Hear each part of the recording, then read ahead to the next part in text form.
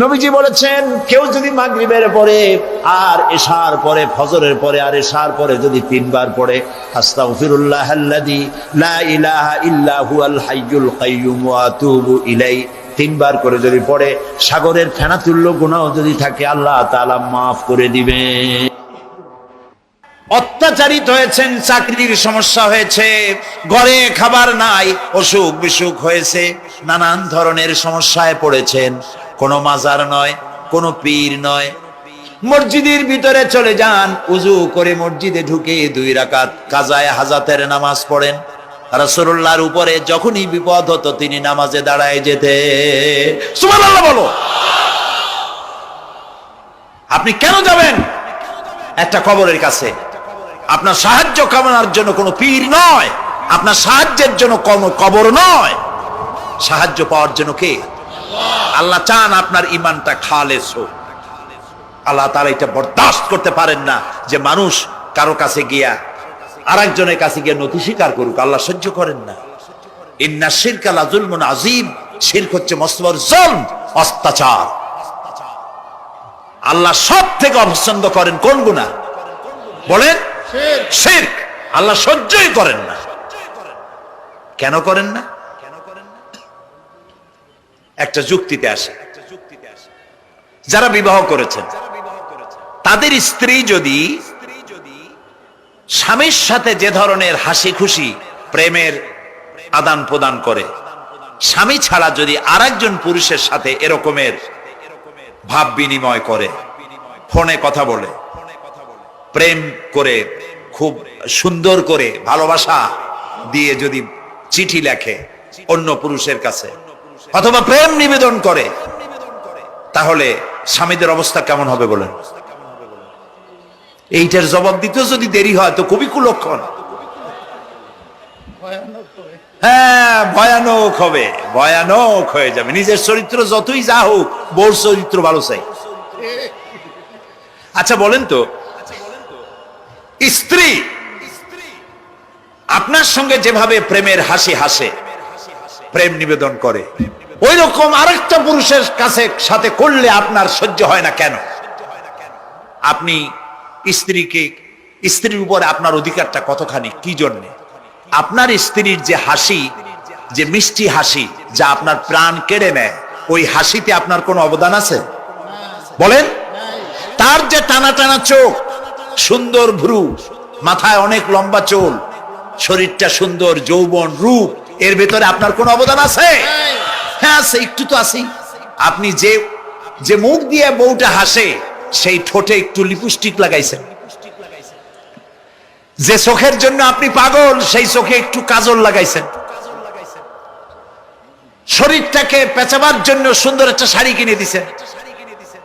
একটা শাড়ি দিয়ে, একটু লিপস্টিক কিনে দিয়ে, চুলের একটা ক্লিপ কিনে দিয়ে, একটা ভালো শাড়ি কিনে দিয়া স্ত্রীর উপরে যদি এত অধিকার আছে যে কোনদিন মৃত্যু পর্যন্ত কোন প্রেমের হাসি, ভালোবাসার আদান প্রদান আপনি ছাড়া আর কারো সাথে করতে পারবে না, এইটা যদি আপনার অধিকার এভাবে প্রতিষ্ঠিত হয়, তাহলে এই হাসি যিনি দিলেন, এই দাঁত, এই সুন্দর চোখ, এই রূপ, এই যৌবন যা আল্লাহ তাআলা দিলেন, তার সামনে কোনো পীর অথবা কবরের সামনে যদি হাত পাতে আল্লাহ বরদাস্ত করেন না।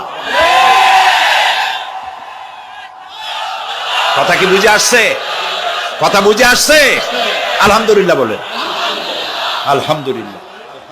বুঝলেই আমাদের কষ্ট সার্থক। আলহামদুলিল্লাহ বলুন। আমরা যেন আল্লাহরে চিনতে পারি, বুঝতে পারি। আমার বিশ্বাস করুন, কোরআন আমার সামনে, আল্লাহর কসম, কোন জীবিত পীর, কোন মৃত্যু পীর আমার ভাগ্যের ভালো বা মন্দ করার কোন অধিকার রাখে না, রাখে না, রাখে না। কোন পীর ফু দিয়ে আমার ভাগ্যকে ভালো বানাই দিতে পারবে না, পারবে না, এবং আমার একটা চুলও বাঁকাও করতে পারবে না। খাইরিহি ওয়া শাররিহি মিনাল্লাহ তাআলা। আমার ভালো, আমার মন্দ করার একমাত্র মালিক কে? এক আঙ্গুল আকাশের দিকে উঁচু করে চিৎকার দিয়ে বলুন, কে? আবার বলেন, আবার বলেন, আবারও বলুন। হাত নামান। আল্লাহ কবুল করুন, বলেন আমিন। আমার এই বক্তব্য দিয়ে আমি কোন পীরকে অমর্যাদা করছি না। পীর সাহেবদের কাছে পীর কোন শরীয়তের শব্দ নয়, কোরআন এবং হাদিসে কোথাও পীর বলে কোনো শব্দ নাই। এটি ফার্সি শব্দ। এই শব্দের অর্থ হলো বৃদ্ধ। তো পীর যদি বৃদ্ধ হয় ভালো কথা, তিনি যদি আলেম হন আরো ভালো কথা। কিন্তু বাপ পীর ছিল, উনিও সেই সুবাদে পীর, ইলেম নাই তো, না নিজের কাছেই তো টর্চ নাই, আপনাকে অন্ধকারে উনিও ম্যানহোলের মধ্যে পড়বে, আপনারে নিয়ে পড়বে। আলেম হইতে হবে, পীর যদি হয় আলেম হইতে হবে, 1 নম্বর কথা। 2 নম্বর কথা হলো তিনি ব্যবসায়ী হবেন না, ধর্মের নামে তিনি ব্যবসা করবেন না। তিনি মানুষকে হেদায়েতের পথ দেখাবেন, প্রয়োজনে জেলে যাবেন, প্রয়োজনে ফাঁসির মঞ্চে দাঁড়াবেন। তিনি নিজেকেই ইসলামের সব আমি করি, আর ইসলাম কারো কাছে নাই। যারা ইসলাম করলো 70-80 বছর ধরে, রাজনীতির পথ দেখালো, তারা ইসলামের দল না, ওনারটাই ইসলামের দল। এই ধরনের ফাজলামি বক্তব্য থেকে বিরত থাকতে হবে, এই ধরনের বেয়াদবিপূর্ণ বক্তব্য থেকে বিরত থাকতে হবে। আমার দোকানে খাঁটি ঘি পাওয়া যায়, আর কারো দোকানে খাঁটি ঘি পাওয়া যায় না। ইসলাম নিয়ে এই ধরনের মনোপলি বিজনেস করতে দেওয়া হবে না। প্রিয় ভাই সব, আমরা পীর সাহেবদের চিনি। পীর ছিলেন শাহজালাল রহমতুল্লাহ আলাইহি। সুবহানাল্লাহ। যুদ্ধ করা লাগে নাই, আজান দিয়েছেন, মূর্তির মাথা ভাঙ্গা চুর চুর হয়ে পড়ে গিয়েছে। গৌর গোবিন্দ পলায়া কুল পায় নাই। লোকেরা যায় তার মাজারে গিয়ে গজাল মাছ জিয়ারত করে আসে, কিন্তু তরবারিটা দেখে আসে না। দোধারি তরবারি এখনো আছে। সুবহানাল্লাহ বলেন। পীর ছিলেন হযরতে বাহাউদ্দিন নকশবন্দি, মুজাদ্দিদ আল ফিসানি রহমতুল্লাহ আলাইহি, বড় পীর আব্দুল কাদের জিলানী রহমতুল্লাহ আলাইহি, খাজা মঈনুদ্দিন চিশতি রহমতুল্লাহ আলাইহি, শাহজাহান আলী রহমতুল্লাহ আলাইহি। কত ওলিউল্লাহর মাজার দিয়ে আমার দেশ ভরা। আলহামদুলিল্লাহ কর। আরে একদিকে মানুষকে মুরিদ বানায়া মুরিদের টাকা দিয়ে নিজেদের পকেট ভরেন নাই। ওনারা এরকম করতেন না, এইরকম করতেন। আর রাসূলুল্লাহ বলেছেন এই রকমের হাতের মর্যাদা নাই, এই হাতের মর্যাদা। আমি পীর দেখছিলাম, বাইতুল শরীফের পীর হযরত শাহ আব্দুল জব্বার সাহেব, আল্লাহ তাআলা জান্নাতুল ফেরদাউসের মেহমান বানায়। এই বাংলাদেশে শত শত মসজিদ, মাদ্রাসার এতিমখানা তৈরি করে গেছেন। সুবহানাল্লাহ। বৃষ্টির মৌসুমে চট্টগ্রামের বাড়ি তার, 14 বছর মাদ্রাসায় ওয়াজিদিয়া চট্টগ্রামে 14 বছর বুখারী শরীফ পড়িয়েছেন। কি মানের আলেম, খালি পীর না। মুরিদরা যত টাকা দিত, এই টাকা দিয়ে বড় বড় মাদ্রাসা মসজিদ করেছেন। আর বৃষ্টির সময় সাথী সঙ্গী নিয়ে বস্তি এলাকায় যেতেন, পলিথিন দিয়া ছাওয়া, বাচ্চা আর তার স্বামী নিয়ে কাতরায় এক কোনায় বসে আছে, খাবার নাই, চাউল নাই, অসুস্থ, তাদের চাউল দিয়ে আসতেন, তাদের রান্না করার শাকসবজি দিয়ে আসতেন, ওষুধ দিয়ে আসতেন, হাড়ি পাতিল দিয়ে আসতেন। বন্যা হলে, তুফান হলে টাকা উজাড় করে যা মুরিদরা দিত সবগুলি উজাড় করে মানুষের খেদমত করতেন। সুবহানাল্লাহ। কাজেই যারা জামায় অনেকগুলো পকেট সমানে নিতে থাকে আর ভরতে থাকে এইভাবে করে, এই ব্যবসায়ীদেরকে পরিত্যাগ করতে হবে। পীর হচ্ছে ওই সমস্ত লোক যারা নাকি ধর্মের নামে ব্যবসা করে না, বরং আল্লাহর দ্বীনকে প্রতিষ্ঠা করার জন্য কথা বলে। প্রিয় ভাই সব, আমাদের জেহেন সাফ করতে হবে, পরিষ্কার করে বুঝতে হবে আমার ভালো আমার মন্দ কে করতে পারেন? আল্লাহ। সম্রাট শাহজাহান নাম শুনেছেন? কোথার বাদশা বলেন? দিল্লির সম্রাট। সম্রাট শাহজাহান পৃথিবী জোড়া নাম তার। কবি বলছেন, শাহনে জাহাं को जिन्हें फख्र से देते थे बाज, वाज कब्र में है सूरह अलहम्दु की मोहताज। যে শাহজাহানকে কর দিয়া ট্যাক্স দিতে পারলে জনগণ নিজেদেরকে গৌরবান্বিত বলে মনে করত, সেই শাহজাহান কবরে শুয়ে আছে, সূরা ফাতিহার মুহতাজ হয়ে আছে। সুবহানাল্লাহ। যদি কেউ আমার কবরের কাছ থেকে হাইটে যাইতো আর একটু সূরা ইখলাস পড়ে সবরেসানি করতো, আমি কিছু পাইতাম। আহারে, এই এতিম ফকির হয়ে শুয়ে আছে। এক ফকির দিল্লি ঘুরতেছে, একজন বলছে, ভাই তোমারে তো খয়রাত করে দেখতেছি আমি সেই ছোটবেলা থেকে, খালি তুমি খয়রাত করো। একটা জিনিস আপনারা মনে রাখবেন, গরিব, আজকে যারা গরিব পরিশ্রমের মধ্য দিয়ে কালকে তারা ধনী হতে পারে, কিন্তু যারা ভিক্ষুক, যারা ভিক্ষা করে, জিন্দেগিতে কোনোদিন তারা বড় হতে পারবে না।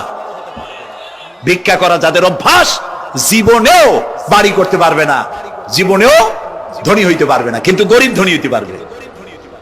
কারণ হলো আল্লাহর কাছে দুইটা বৈধ জিনিস অত্যন্ত ঘৃণিত। কয়টা? একটা হলো তালাক, আর একটা হলো ভিক্ষাবৃত্তি, মানুষের কাছে চাওয়া। আল্লাহ পছন্দ করেন না। তো ভিক্ষুক ঘুরতেছে, একটা লোক বলল, মিয়া তোমার তো সারা জীবনই খরচ করতে দেখি। খরচ করবো না, করবো কি? যার কাছে যাই সে দেয় 4 আনা 2 আনা 1 টাকা, এর বেশি তো দেয় না। তেদি আমি কেমনে বড় লোক হব? কয় যে তুমি বাদশারে চোখে দেখো না, বাদশারে চোখে দেখো না। কয় বাদশার কাছে কি আমার মতো লোক যাইতে পারে নাকি? কল না, যাইতে হবে, যাও। বাদশা একবার যাবা, এমন দেওয়া দেবে জীবনে আর তোমার খরচ করা লাগবে না। পাতি শিয়ালের পিছনে ঘুরে তো লাভ নাই। পাতি শিয়ালে খায় মুরগি, তোমার একটা ঠ্যাং দেবে, দাঁতের খেলালের কাজ হবে না। বাঘের পিছনে ঘোরো, বাঘে খায় গরু আর হরিণ, একটা রান দিলে তুমি 1 সপ্তাহ খাইতে পারবে। কাজে ঘুরতে গিয়েও বোঝা উচিত কার সাথে ঘুরি। তো বলছে বাদশার কাছে যাও। তো বাদশারে পাবো কই? কই তো দেখলাম কেবল মসজিদে ঢুকলো। তারপরে ফকির গিয়ে দাঁড়ায় আছে বারান্দায়, দেখে যে উনি বাদশা ভেতরে বসে হাত তুলে আছে ভাবে, আর চোখ দিয়ে পানি পড়ে দাড়ি ভিজে ভিজে পড়তেছে। নামাজ শেষ করে, মোনাজাত শেষ করে বাদশা বেরিয়েছেন। কোন বাদশা? শাহজাহান। বাইরে আসার পর ফকির বলল আসসালামু আলাইকুম, বলে ফকির রওনা করছে। বাদশা বলে দাঁড়াও, তুমি যে রওনা করলা, তোমার তো ভিক্ষুক মনে হয়, আর লোকেরা যারা ভিক্ষুক না তারাও তো আমার কাছে চায়, আর তুমি তো ভিক্ষুক, চাইলে না কেন কিছু? ভিক্ষুক বলে জাহাপানা, আমি কিছু চাইতে এসেছিলাম আপনার কাছে, কিন্তু আপনার করুণ অবস্থা দেখে আমার জ্ঞানের চোখ খুলে গিয়েছে। আমি দেখতে পেলাম আমি যার কাছে চাইতে এসেছি, আমি তো কান্দি না, হাতও বাতি নাই। যার কাছে চাইতে আসতাম দিল্লির সম্রাট, আবার কোন সম্রাটের কাছে হাত পেতে ভিক্ষুকের মতো কি জানি চায়, আর চোখ দিয়া পানি পড়ে দাড়ি ভিজে ভিজে পড়ছে। আমার জ্ঞানের চোখ খুলে গেছে, দুনিয়ার বাদশার কাছে আর চাইবো না। বাদশা কান্দে যে বাদশার কাছে, তার কাছেই চাইবো। প্রিয় ভাই সব, এই জন্যে জিহেন সাফ করে ফেলুন। দুনিয়ার কোন মানুষের জন্য, মানুষের কাছে নয়, কোন কবরে নয়, কোন কারো কাছে নয়, আল্লাহ তাআলার কাছেই আমরা নামাজের মধ্যে ঘোষণা করেছি, ইয়াকা না'বুদু ওয়া ইয়াকা নাস্তাঈন। আল্লাহ তাআলা, তোমার একমাত্র ইবাদত করি, তোমার কাছেই সাহায্য চাই। কাজী সাহায্য আল্লাহর কাছে। কার কাছে চাইবো বলে? আল্লাহ আমাদের ঈমান পোক্ত করে দিন। আমরা বলি আমিন, আমরা বলি আমিন। অসুখ বিসুখ হইলে পরে ধৈর্য ধরবেন। অনেক মানুষ আছে জ্বর হইলে কয় যে এত নামাজ পড়ি, খালি জ্বর আমারই হয়, এত রোজা রাখি, ভালো ভালো কাম করি, আমার ছেলের অসুখ মোটে সারি। এই জাতীয় কথা বলবেন না। মুমিনের পায়ে যদি কাঁটাও ফোটে, সওয়াব থেকে খালি নাই। ধৈর্য ধরতে হবে। কাঁটা ফুটছে, বলেন ইন্না লিল্লাহ।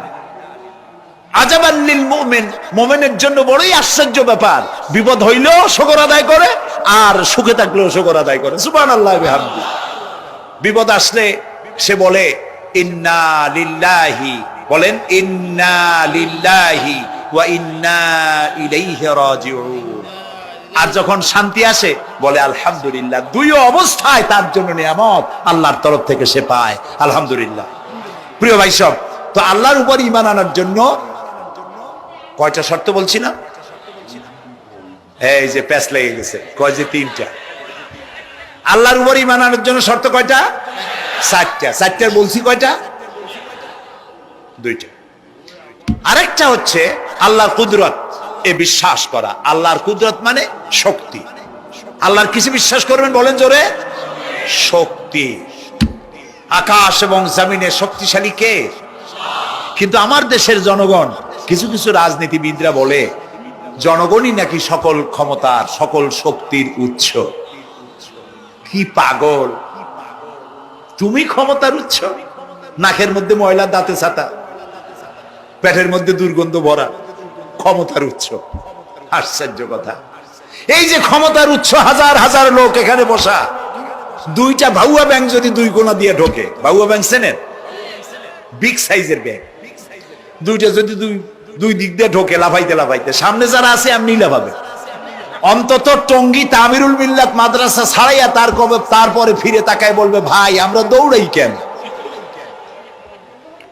ব্যাঙ্গের সামনে অসহায়, বল্লা ভীমরুলের সামনে অসহায়, সাপের সামনে বিচ্ছুর সামনে অসহায়, তারা কয় সকল ক্ষমতার উৎস জনগণ। কপাল পোড়া।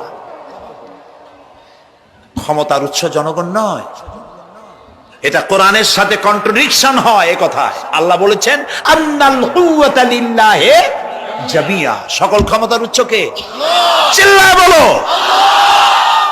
ক্ষমতা কি দেখছেন? মাত্র 1.5 মিনিট। কয় মিনিট? মাত্র 1.5 মিনিট। আল্লাহ বলেছেন কোন?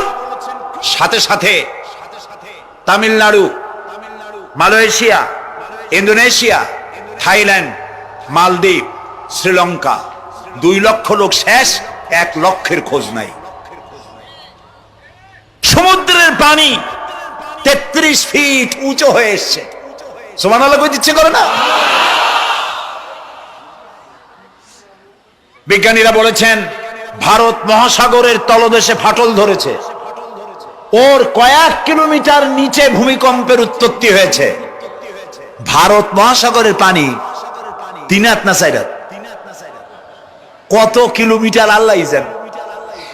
এই কয়েক কিলোমিটার নিচে যে মাটি, সেই মাটিরও কয়েক কিলোমিটার নিচে ভূমিকম্পের উৎপত্তি। এখান থেকে ভূমির কম্পন হয়েছে, সেই ভূমিকম্পে সমস্ত মহাসাগরের মধ্যে, ভারত মহাসাগরের মধ্যে জলকম্পন শুরু হয়েছে। পানির কম্পন, মাটির কম্পন একসাথে। 33 ফিট উঁচা, মানে 4 তলা বিল্ডিং এর মতো উঁচু হয়ে আসছে পানি। 4 তলা পরিমাণ উঁচু হয়ে পানি চলে আসছে। বাড়ি গাড়ি সব কিছু খড় কুটার ন্যায় সব উড়িয়ে দিয়েছে। এগুলোরে কপাল পোড়া নাস্তিক যেগুলি, তারা বলে প্রাকৃতিক দুর্যোগ। ওর বাপের মাথা। আচ্ছা, প্রাকৃতিক দুর্যোগ, প্রকৃতি কি? কোন জন্তুর নাম? প্রকৃতি কোন জন্তু জানোয়ারের নাম? প্রকৃতি নিজে চলে না কেউ তাকে চালায়? কে চালায়? কপাল পোড়ারা তা বোঝে না। বিশ্ববিদ্যালয়ের শিক্ষক হয়েছে তো, আল্লাহ দিয়ে আসি কোথায়? তবে সব খারাপ না, ভালো আছে আলহামদুলিল্লাহ। কিছু আছে কপাল পোড়া। বিশেষ করে শান্তিনিকেতনে যারা পড়াশোনা করে আসে, সাহিত্য চর্চা করে, এই সাহিত্য চর্চা করতে করতে এক পর্যায়ে কপাল পুড়ে যায়। আল্লাহরে চিনতে পারে না, সব চেনে আল্লাহরে চেনে না। আল্লাহ এখন চিনাইতেছে ভালো করে। প্রিয় ভাই সব, কওমে আদ, কওমে সামুদ, এগুলিকে আল্লাহ তারা ধ্বংস করেছেন।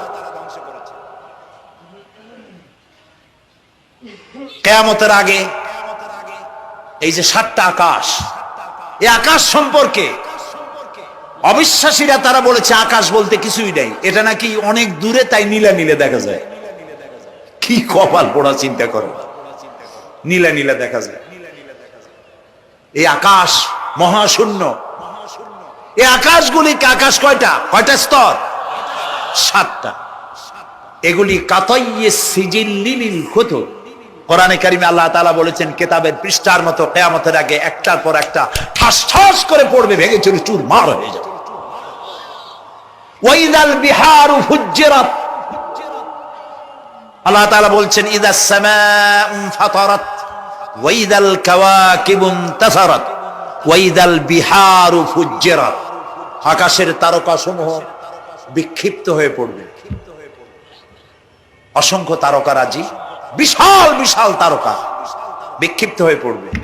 চন্দ্র সূর্য একটার সাথে আরেকটা ধাক্কা লেগে চাঁদ আর সূর্য আলো হারিয়ে ফেলবে, একাকার হয়ে যাবে। পাহাড়গুলো উঁচু করে আল্লাহ তাআলা জমিনের উপরে আছাড় মারবেন, কালিহিনিল মানফুস, তুলার মতো উড়ে চলে যাবে। সুবহানাল্লাহ বলবা না? কত বড় শক্তি আল্লাহ পাকের। ওয়াইদাল বিহারু ফুজ্জিরাত, সমুদ্র সমূহ বিদীর্ণ হয়ে যাবে। সমুদ্রে যত পানি আছে সমস্ত পানিগুলি নিঃশোষিত হয়ে যাবে মাটির তলায়, এবং সেখানে অগ্নি উৎপত্তি হবে। কোরআনে কারীম আল্লাহ বলে দিয়েছেন গোটা সমুদ্রগুলিতে আগুন জ্বলতে থাকবে। এগুলি কিয়ামতের আলামত। আল্লাহ পাকের অফুরন্ত মেহেরবানি। এই যে কানের কাছ দিয়া গুলিটা চলে গেছে, কানে লাগে নাই, বাড়ির কাছ থেকে কিয়ামত হয়ে গেল, বাংলাদেশে আল্লাহ বাঁচাই দিলেন। সুবহানাল্লাহ বলো, আলহামদুলিল্লাহ বলেন। আমাদের প্রতিবেশী দেশগুলিতে যেভাবে আঘাত লাগছে, ওর 1000 ভাগের 1 ভাগের আঘাত কয়েক সেকেন্ড যদি বাংলাদেশে হতো, আমাদের সব অপরিকল্পিত শহর, রাজুক পারমিশন দিয়েছে 3 তলার, করা হয়েছে 7 তলা। এইভাবে অপরিকল্পিত যত বিল্ডিং আছে এগুলি পচা সিমেন্ট দিয়ে, পচা ইট দিয়ে তৈরি করা হয়েছে। 2-3 সেকেন্ডের ভূমিকম্প যথেষ্ট এই শহর লন্ডভন্ড করে দেওয়া। অসংখ্য মানুষ মারা যাবে, অসংখ্য বাড়ি ঘর শেষ হয়ে যাবে। এদেরকে রেস্কিউ করার মতো মডার্ন ইকুইপমেন্টসও গভর্নমেন্টের কাছে নাই। এই জন্য আল্লাহর কাছে সেজদা দিয়া গুনার তওবা করতে হবে, আল্লাহ আমাদের মাফ করে দাও, আমার এই গরিব দেশটাকে কিয়ামত পর্যন্ত এই গজব থেকে বাঁচাও। প্রিয় ভাই সব, আল্লাহ তাআলার ক্ষমতার ওয়াজ আমি আজ করতে পারবো না, অনেক লম্বা হয়ে যাবে, কারণ আমাকে 3টা পুঁজির কথা তো কমসে কম বলতেই হবে, অল্প করে হলেও। শুনবেন তো? আল্লাহ তৌফিক দিক, বলেন আমিন। আল্লাহ তাআলার ক্ষমতায় বিশ্বাস করা, তার প্রচন্ড ক্ষমতা, যা খুশি তাই বলেন করতে পারেন। মরাকে জিন্দাকে মারতে পারেন, মরুভূমিতে ফুল ফুটাতে পারেন। সুবহানাল্লাহ, যা খুশি তাই করতে পারেন। এই শক্তি সহকারে আল্লাহকে বিশ্বাস করতে হবে। 4 নম্বরে আল্লাহর হুকুম এবং হাকাম, আদেশ নিষেধ। আমি আল্লাহরে বিশ্বাস করি, এই কথার কোনো দাম নাই যদি তার আদেশ না মানি, এই কথার কোনো দাম নাই যদি তার নিষেধকে আমি আমার জীবনে প্রত্যাহার না করে চলতে পারি। মুসলমান বলে দাবি করার কোনো মূল্য নাই। একদিকে নামাজ পড়ি, আর একদিকে ওজনে কম দেয়, খাদ্যে ভেজাল দেয়, বেপরদা করি, মিথ্যা কথা বলা হয়, ওজনে কম দেয়, খাদ্যে ভেজাল দেয়, জমিনের আইল ঠালে আমানতের খেয়ানত করে, আল্লাহর হুকুম মানা হলো না, রাসূলের আদেশ মানা হলো না।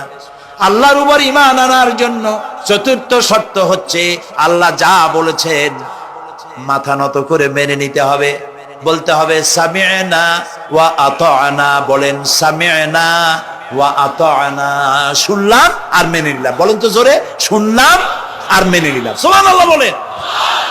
মুমিনেরা এই প্রশ্নই করবে না মদ হারাম কেন, মুমিনেরা এই প্রশ্নই করবে না জুয়া হারাম কেন, মুমিনেরা এই প্রশ্নই করবে না জেনা হারাম কেন।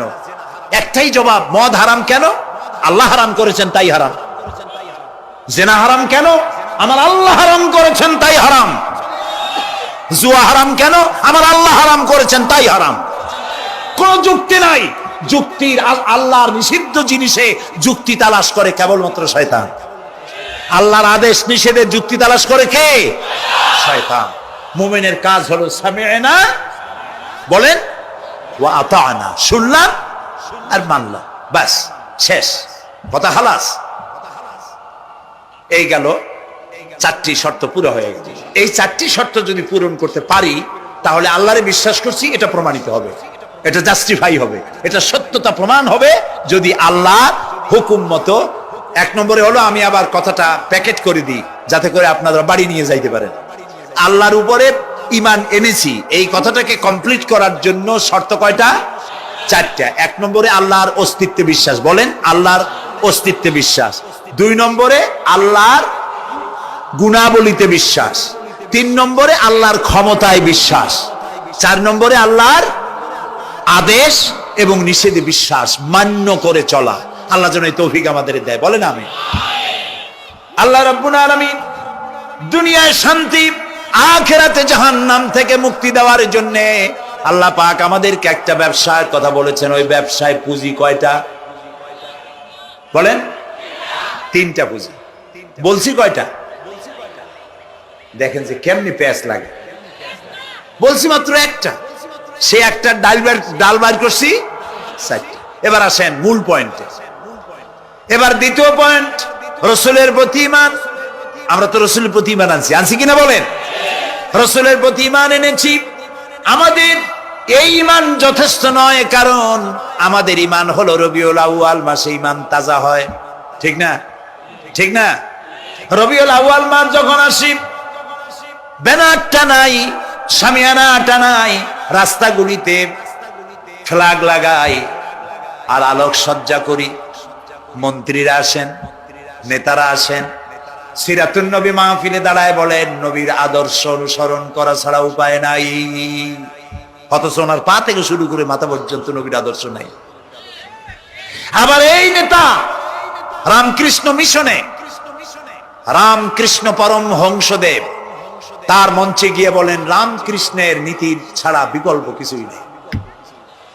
আবার গৌতম বুদ্ধের জন্মবার্ষিকী উদযাপনের জন্য সেখানে গিয়ে বলেন গৌতম বুদ্ধের অহিংস নীতি অনুসরণ করা ছাড়া জাতির যোগীনাথ হওয়ার আর কোনো পথ নাই। যেখানে যায় সেই জায়গার গুলি ধরে। রবিউল আউয়াল মাস আসতে পারে, আলোকসজ্জা করে ইয়া নবী সালামু আলাইকা, ইয়া রাসূল সালামু আলাইকা। এরপরে গরম গরম জিলাপি রাসূলুল্লাহকে বুঝায় দেওয়া হলো, হে রাসূল আপনি তাকিয়ে দেখেন কত মহব্বত আপনারে করি, আপনার মহব্বতের জন্য আমাদের শহরের কোন মিষ্টির দোকানে আর মিষ্টি নাই, সব আমরা খাইয়া শেষ করছি। এই হলো মহব্বত। এই মহব্বতে এই ইমানে কাজ হবে না। এই ইমানে বলেন কাজ হবে না। কোন ইমানে কাজ হবে? রাসূলের প্রতি ইমানের অর্থ কি? এর অর্থ হচ্ছে নবী করিম সাল্লাল্লাহু আলাইহি ওয়াসাল্লাম আমাদের রাসূল, আমাদের নেতা। আমাদের রাসূল আমাদের নেতা, আমরা তার উম্মত, তার অনুসারী। অনুসারীর কাজ কি? নেতার পূর্ণাঙ্গ অনুসরণ করণ, রাসূলুল্লাহর আনুগত্য করতে হবে। এটা কে বলেছেন? আল্লাহ রাব্বুল আলামিন সূরা আলে ইমরানের মধ্যে বলেছেন কুল ইন কুনতুম তুহিব্বুনাল্লাহ ফাত্তাবিউনি ইউহিব্বুকুমুল্লাহ ওয়া ইয়াগফির লাকুম যুনুবাকুম আল্লাহু গফুরুর রহিম। হে নবী আপনি বলুন, তোমরা যদি আল্লাহকে ভালোবাসো তাহলে তোমার কাজ হচ্ছে, তোমরা যদি আল্লাহকে ভালোবাসো তাহলে তোমরা আমার আনুগত্য করো, আমার অনুসরণ করো। কার? রাসূলের। বলেন কার? রাসূলের অনুসরণ যদি তোমরা করো, খেয়াল করে শুনতেছেন তো? আল্লাহ তাআলা বলছেন নবী আপনি বলেন তোমরা যদি আল্লাহকে ভালোবাসো, তোমাদের এই দাবি যদি সত্য হয় তাহলে আমার অনুসরণ করো, আমার আনুগত্য করো। আমার অনুসরণ, আমার আনুগত্য করলে পরে তোমাদের কে আল্লাহ রাব্বুল আলামিন ভালোবাসবেন এবং তোমাদের तमाम জিন্দেগীর সমস্ত গুনাহ খাতা আল্লাহ তাআলা maaf করে দিবে। আমরা কি গুনাহ maaf করাইতে চাই? বলেন চাই? আসুন রাসূলের আনুগত্য করি। রাসূলের আনুগত্য কি রকম? রাসূল যেভাবে মুছ কাটছে আমরা সেইভাবে মুছ কাটব। তিনি দাড়ি যেভাবে রাখছেন আমরা সেইভাবে রাখবো। তিনি চুল কাটছেন যেভাবে সেইভাবে করব। তিনি পায়ের নখ, হাতের নখ যেভাবে কাটছেন সেইভাবে করব। তিনি যেভাবে বিবাহ করেছেন সেই সুন্নত অনুযায়ী বিবাহ, তিনি যেভাবে দেশ চালাইছেন সেইভাবে দেশ চালাবো। রাসূলের অনুসরণের অর্থ শুধু এই নয় যে তিনি যেভাবে সুরমা লাগাইছেন আমি ওইরকম সুরমা দেব, তিনি যেভাবে কদু খাইছে আমিও কদু খাবো, এটা নয়। এটা নয়, শুধু রাসূলের আনুগত্য হবে মুরগির ফার্ম থেকে শুরু করে জাতিসংঘ পর্যন্ত, জীবনের সব ক্ষেত্রে। আর বিশ্বাস করতে হবে তিনি শেষ নবী, তারপরে আর কোন নবী আসবে। আল্লাহ রাব্বুল আলামিন সূরা আহজাবের মধ্যে বলেছেন মা কানা মুহাম্মাদুন আবা আহাদিম মির রিজালিকুম ওয়ালাকির রাসূলুল্লাহি ওয়া খাতামান নাবিয়্যিন। মুহাম্মদ সাল্লাল্লাহু আলাইহি ওয়াসাল্লাম তোমাদের কোন পুরুষদের পিতা নন, তিনি আল্লাহর রাসূল এবং তাকে দিয়ে নবুয়তের মিশনকে খতম করে দেওয়া, কমপ্লিট করে দেওয়া হয়েছে। আর কোন নবী, রাসূলুল্লাহ বলেছেন লা নাবিয়্যা বাদি ওয়ালা রাসূল, আমার পরে আর কোন নবী আসবে না, রাসূল আসবে না। কথা বুঝে আসছে? আল্লাহর নবীর পরে আর কোন নবী হবে না। আল্লাহর নবী বলেছেন একটি ইমারত তৈরি করে তার ভিতরে একটা ইট যদি খালি থাকে, একটি ইটের জায়গা যদি শূন্য থাকে তাহলে সকলের চোখে ধরা পড়বে। ওই ইটখানা দিলে পরে বিল্ডিংটা কমপ্লিট হয়ে যায়। নবুয়তির যে ইমারত আল্লাহ তৈরি করেছিলেন ওর ভিতরে একটা ইটের অভাব ছিল। আল্লাহ পাক আমাকে দিয়ে সেই শূন্য জায়গা পূরণ করে দিয়ে নবুয়তের মিশনকে কমপ্লিট করে দিয়েছে। রাসূলুল্লাহ বলেছে আমার পরে আর কেউ নবী হবে না। পৃথিবীর সব মুসলমানদের আকীদা মুহাম্মদ সাল্লাল্লাহু আলাইহি সাল্লামের পরে যদি কেউ নবুয়তের দাবি করে সে কাফির, হাজার বার কাফির। তারা যারা তাকে যারা নবী মানবে তারাও। রাসূলুল্লাহ বলেছেন আমার পরে 30 জন মিথ্যেবাদী নবুয়তের দাবি করবে। তার মধ্যে একজন তো দাবি করছে রাসূলের জীবদ্দশায়, একটা ছিল মেয়ে লোক আর একটা ছিল পুরুষ। পুরুষটার নাম ছিল মুসাইলামা কাযযাব, নামই ছিল কাযযাব। কাযযাব মানে মিথ্যাবাদী। দেখছেন অবস্থা, নামই মিথ্যাবাদী। উম্মতেরা কইল যে আপনি তো একজন নবী, আমরা সৌভাগ্য আর দুর্ভাগ্য হোক আপনারা নবী বলে মানলাম। মুহাম্মদ সাল্লাল্লাহু আলাইহি সাল্লামের কাছে প্রায় জিবরাইল আসে আর ওহী আনে, আর আপনি আমাদের কোনো ওহী দিতে পারলেন না পর্যন্ত। কয় যে কেবল না নবী হইলাম, অপেক্ষা করো, ওহী আসবেন। বেশ কিছুদিন যাওয়ার পর খুব চিন্তা ভাবনা করে কয় যে ওহী একটা আসছে। উম্মতেরা সব দৌড়ে আসছে, কি ওহী? কয় যে এইমাত্র শেষ রাত্রে জিবরাইল আসছিল, আইসে আমারে কয়ে গেল একটা সূরা নাজিল করলেন। সূরাটা কি? ইন্না আতাইনাকাল আকাক ফাসাল্লি লিরাব্বিকা ওয়াজআক ইন্না শানিয়াকা হুয়াল আবলাক। উম্মতেরা কয় সর্বনাশ, এই সূরা পড়তে গেলে তো আমরা কাইসা মরে যাব। এর অর্থ তো খুব বিকায়দা। কি সূরা নাজিল হইল আপনার উপরে? ইন্না আতাইনাকাল আকাক মানে আমি তোমাকে হুতুম পেশা দান করেছি, সুতরাং তুমি তোমার প্রভুর উদ্দেশ্যে নামাজ পড়ো আর চিৎকার মারো, কারণ তোমার শত্রুরা সাদা এবং কালো বর্ণের। আমরা তো আগামাথা কিছু বুঝলাম না, কি হই? আচ্ছা ঠিক আছে, পয়গম্বর মুহাম্মদ সাল্লাল্লাহু আলাইহি সাল্লামকে তার উম্মতেরা নিয়ে যায় তাদের বাগানে, মাঝে মধ্যে নিয়ে যায়। নিলে পরে যে কুয়ায় পানি থাকে না, শূন্য কুয়া পানিতে ভরে যায়। যে গাছতলা দিয়ে তিনি হেঁটে যান, যে খেজুর গাছে খেজুর নাই সেই গাছতলা দিয়ে রাসূল হেঁটে গেলেন, গাছে ফল ধরে যায়। আপনি তো এরকম কিছু দেখাইতে পারেন না। তোমরা তো আমার নেও না, চলো না যাই।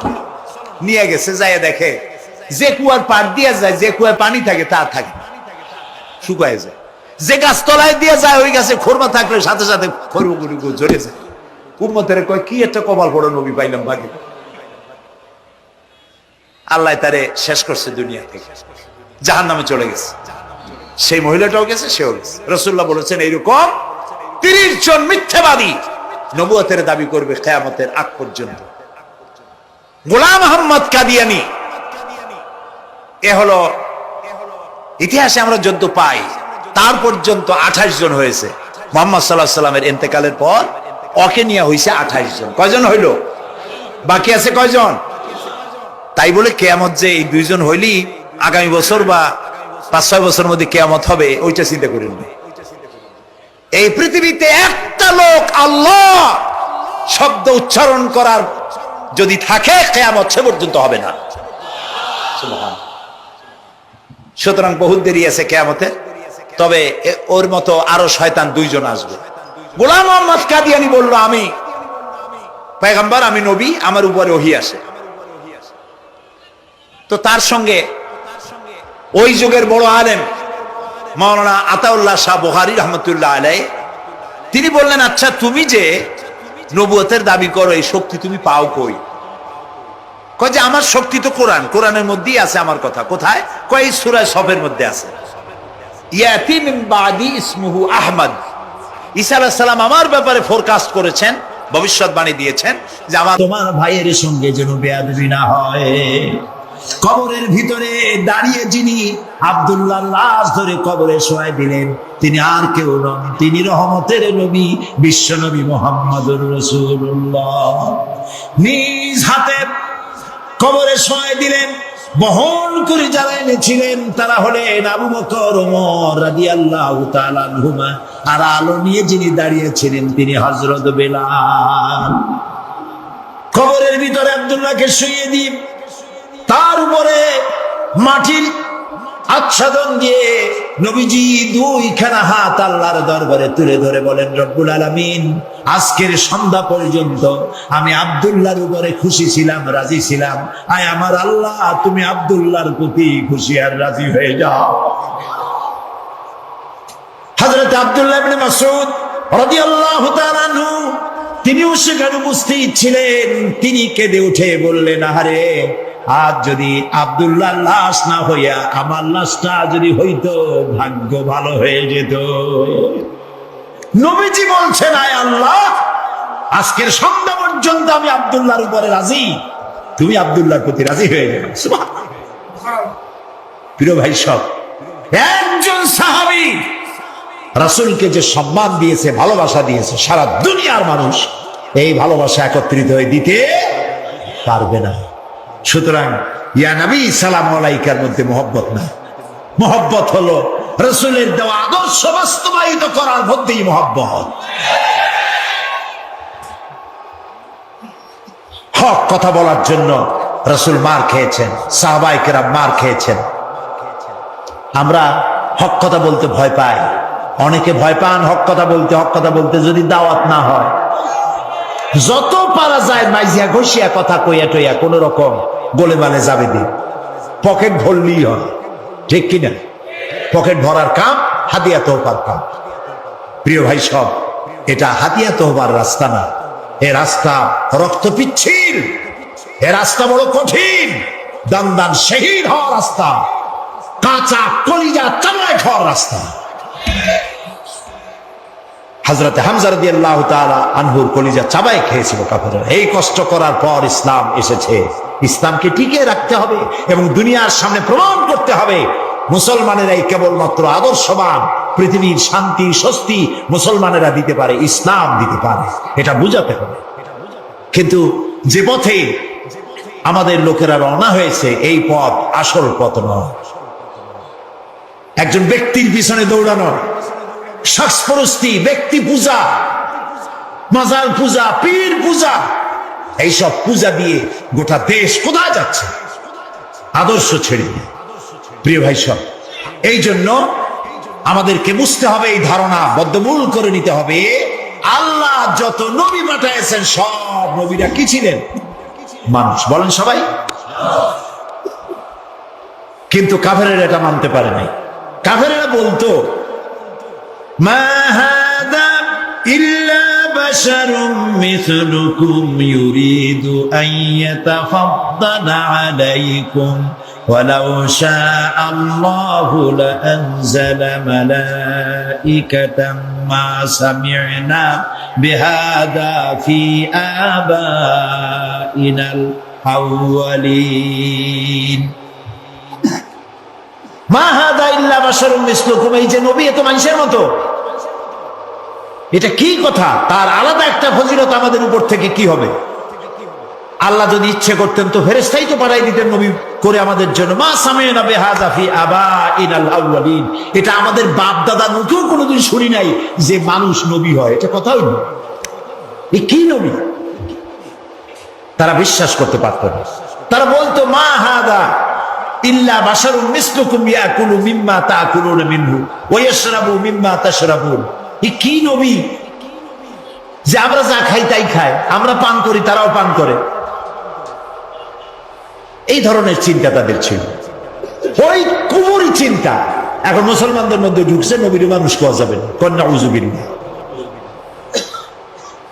মুসা আলাইহিস সালাম এবং হারুন আলাইহিস সালাম যখন নবুয়তের দাবি নিয়ে গিয়েছিলেন, কাফেরেরা বলেছিল, আনুমিনু লিবাশারাইনি মিসলুনা, আমরা কি ঈমান আনবো এমন দুই ব্যক্তির উপরে যারা আমাদের মতো মানুষ, তাদের উপর ঈমান আনবো? এটা কেমন কথা? মা লিহাদার রাসূল ইয়াকুলুত তুআম ওয়া ইয়ামশি ফিল আসওয়াক, কেমন রাসূল যে আমাদের মতো বাজারে যায়, আমাদের মতো ভাত খায়? ওরা চিন্তা করতো যে রাসূল যিনি হবেন তিনি হয়তো ফেরেশতা হবে বা অন্য কিছু হবে, জিন হবে। আল্লাহ রাব্বুল আলামিন বলেন, পৃথিবীতে যদি সব ফেরেশতারা স্বাচ্ছন্দ্যে ঘোরাফেরা করতো তাহলে আমি এখানে ফেরেশতা নবী করে পাঠাইতাম। আমি যে মানুষের জন্য মানুষ নবী করেছি, এটা তো সারা পৃথিবীর মানুষের জন্য ইহসান করেছি। আমাদের জন্য যদি ফেরেশতা নবী করা হতো তাহলে সেটা কি আমাদের জন্য কল্যাণ হতো না অসুবিধা হইতো? মারাত্মক অসুবিধা হতো। ফেরেশতা তো পুরুষও না নারীও না, তারা তো জানে না মানুষের সমস্যা কোথায়। কলকারখানার মালিকের সাথে শ্রমিকের যখন লাগে, ফেরেশতা বুঝবে কি এটা মীমাংসা কেমন হবে? স্বামী স্ত্রী যখন ঝগড়া লাগে তো ফেরেশতা কি করে বুঝবে স্বামী স্ত্রীর ঝগড়া লাগে কেন? ফেরেশতা তো পুরুষ না মেয়ে লোক না, তার তো বউ নাই স্বামীও নাই। কাজে আল্লাহ তাআলার এটা মেহেরবানি যে তিনি কি করেছেন, মানুষের জন্য নবী বানাইছেন কি, ওয়ামা আরসালনা ক্বাবলাকা ইল্লা রিজালান নূহি ইলাইহিম ফাসআলু আহলাদ যিকরি ইন কুনতুম লা তা'লামুন। আপনার পূর্বে যত নবী আমি পৃথিবীতে পাঠিয়েছিলাম তারা সব মানুষ ছিলেন, একজনও ফেরেশতা বা জিন ছিল না, সব ছিল মানুষ। সুতরাং হে নবী, আপনি আপনার পজিশন সম্পর্কে জানায় দেন, আপনার অবস্থা সম্পর্কে বলেন। আল্লাহ বলে দিলেন, আপনি বলুন, কুল ইন্নামা আনা বাশারুম মিসলুকুম ইউহা ইলাইয়া আন্নামা ইলাহুকুম ইলাহুন ওয়াহিদ। হে নবী, আপনি বলুন, আনা বাশারুম মিসলুকুম, আমি তোমাদের মতোই মানুষ। ইউহা ইলাইয়া, আমার কাছে ওহী আসে। আর তোমার আর আমার, তোমাদের আর আমার ইলাহ এক, আমি তোমাদের মতো মানুষ। কুল ইন্নামা আনা বাশারুম মিসলুকুম, আমি তোমাদের মতো মানুষ। বুঝতেছেন কথা? এই কথার ব্যাখ্যা সব সময় আমি চেষ্টা করি মানুষকে বুঝাবার জন্য। আল্লাহ তৌফিক দিন, বলেন আমি। ইন্নামা আনা বাশারুম মিসলুকুম, আমি তোমাদের মতো মানুষ, এই কথার ব্যাখ্যা দরকার। তা না হলে আন্দাজে দেখবেন এই যে কথা বললাম, যদি ব্যাখ্যা না দেওয়া হয় তাহলে কেউ কেউ আগামীকাল থেকে ওয়াজ করা শুরু করবেন, এই সাইদি আসছিল, আসে বলে গেছে নবী নাকি আমাদের মতো সাধারণ মানুষ। আর লোকেরা কবে নাউজুবিল্লাহ, কই লোক? নবী মানুষ, কিন্তু মানুষের মধ্যে দুইটা শ্রেণী। কয়টা শ্রেণী? একটা হলো সাধারণ আর একটা হলো অসাধারণ। একটা মানব আর একটা বলে মহামানব। রাসূলুল্লাহ মানুষ, মানব, কিন্তু মহামানব। তিনি মানুষ, তবে সাধারণ মানুষ নয়, অসাধারণ মানুষ। সুবহানাল্লাহ কয়। মানুষ কোন দিক দিয়ে? মানুষ এই দিক থেকে, আমাদের মতো মানুষ এই দিক থেকে। আমরা ঘুমাই, রাসূল ঘুমায়, আমরা খাই, তিনিও খান। আমরা বিয়ে করি, বাচ্চা হয়, তিনিও বিবাহ করেছেন, বাচ্চা হয়েছে। তার শরীর কাটলে যে রক্ত বেরোতো, সে রক্ত সাদা ছিল না, সে রক্ত আমাদের মতো লাল রক্ত ছিল। তিনি আনন্দ পেলে হাসতেন, দুঃখ পেলে কাঁদতেন। নবী করিম সাল্লাল্লাহু আলাইহি ওয়াসাল্লামের ছেলে মারা গেল, তিনি কাঁদতেছিলেন, চোখ দিয়ে পানি পড়তেছিল। সাহাবায়ে কেরাম বললেন, হে রাসূল, আপনি তো আমাদের কাঁদতে নিষেধ করেছেন। নবী করিম সাল্লাল্লাহু আলাইহি ওয়াসাল্লাম বলেছেন, আমি চিল্লাতে নিষেধ করেছি, আমার চোখ দিয়ে যেটা পড়ছে এটা হলো মুহাব্বত। আমার অন্তর আল্লাহর দিকে, তার ইচ্ছার উপরে রাজি আছে, কিন্তু চোখ দিয়ে মুহাব্বতের পানি পড়তেছে, করুণার পানি, দয়ার পানি, রহমতের পানি পড়তেছে। আমার দিলের মধ্যে কোনো প্রতিবাদ নাই।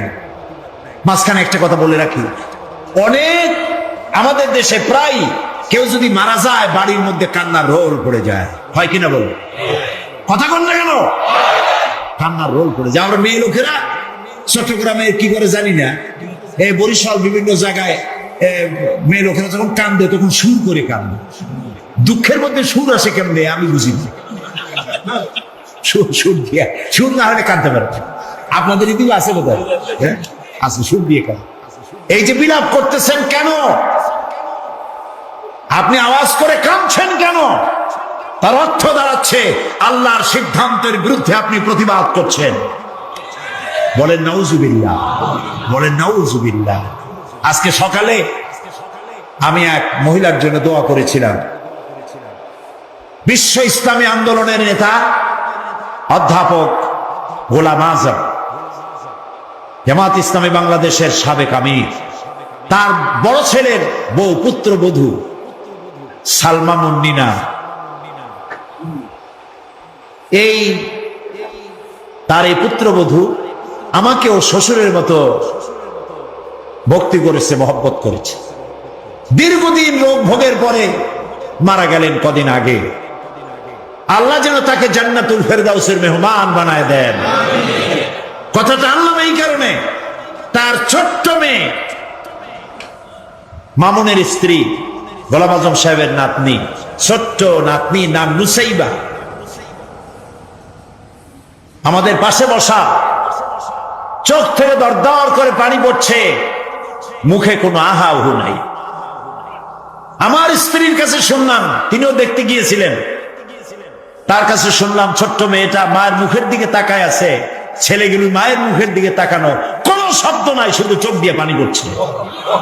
একটা মুমিনের বাড়ি, কোন মানুষ মারা গেলে এটাই হওয়া উচিত।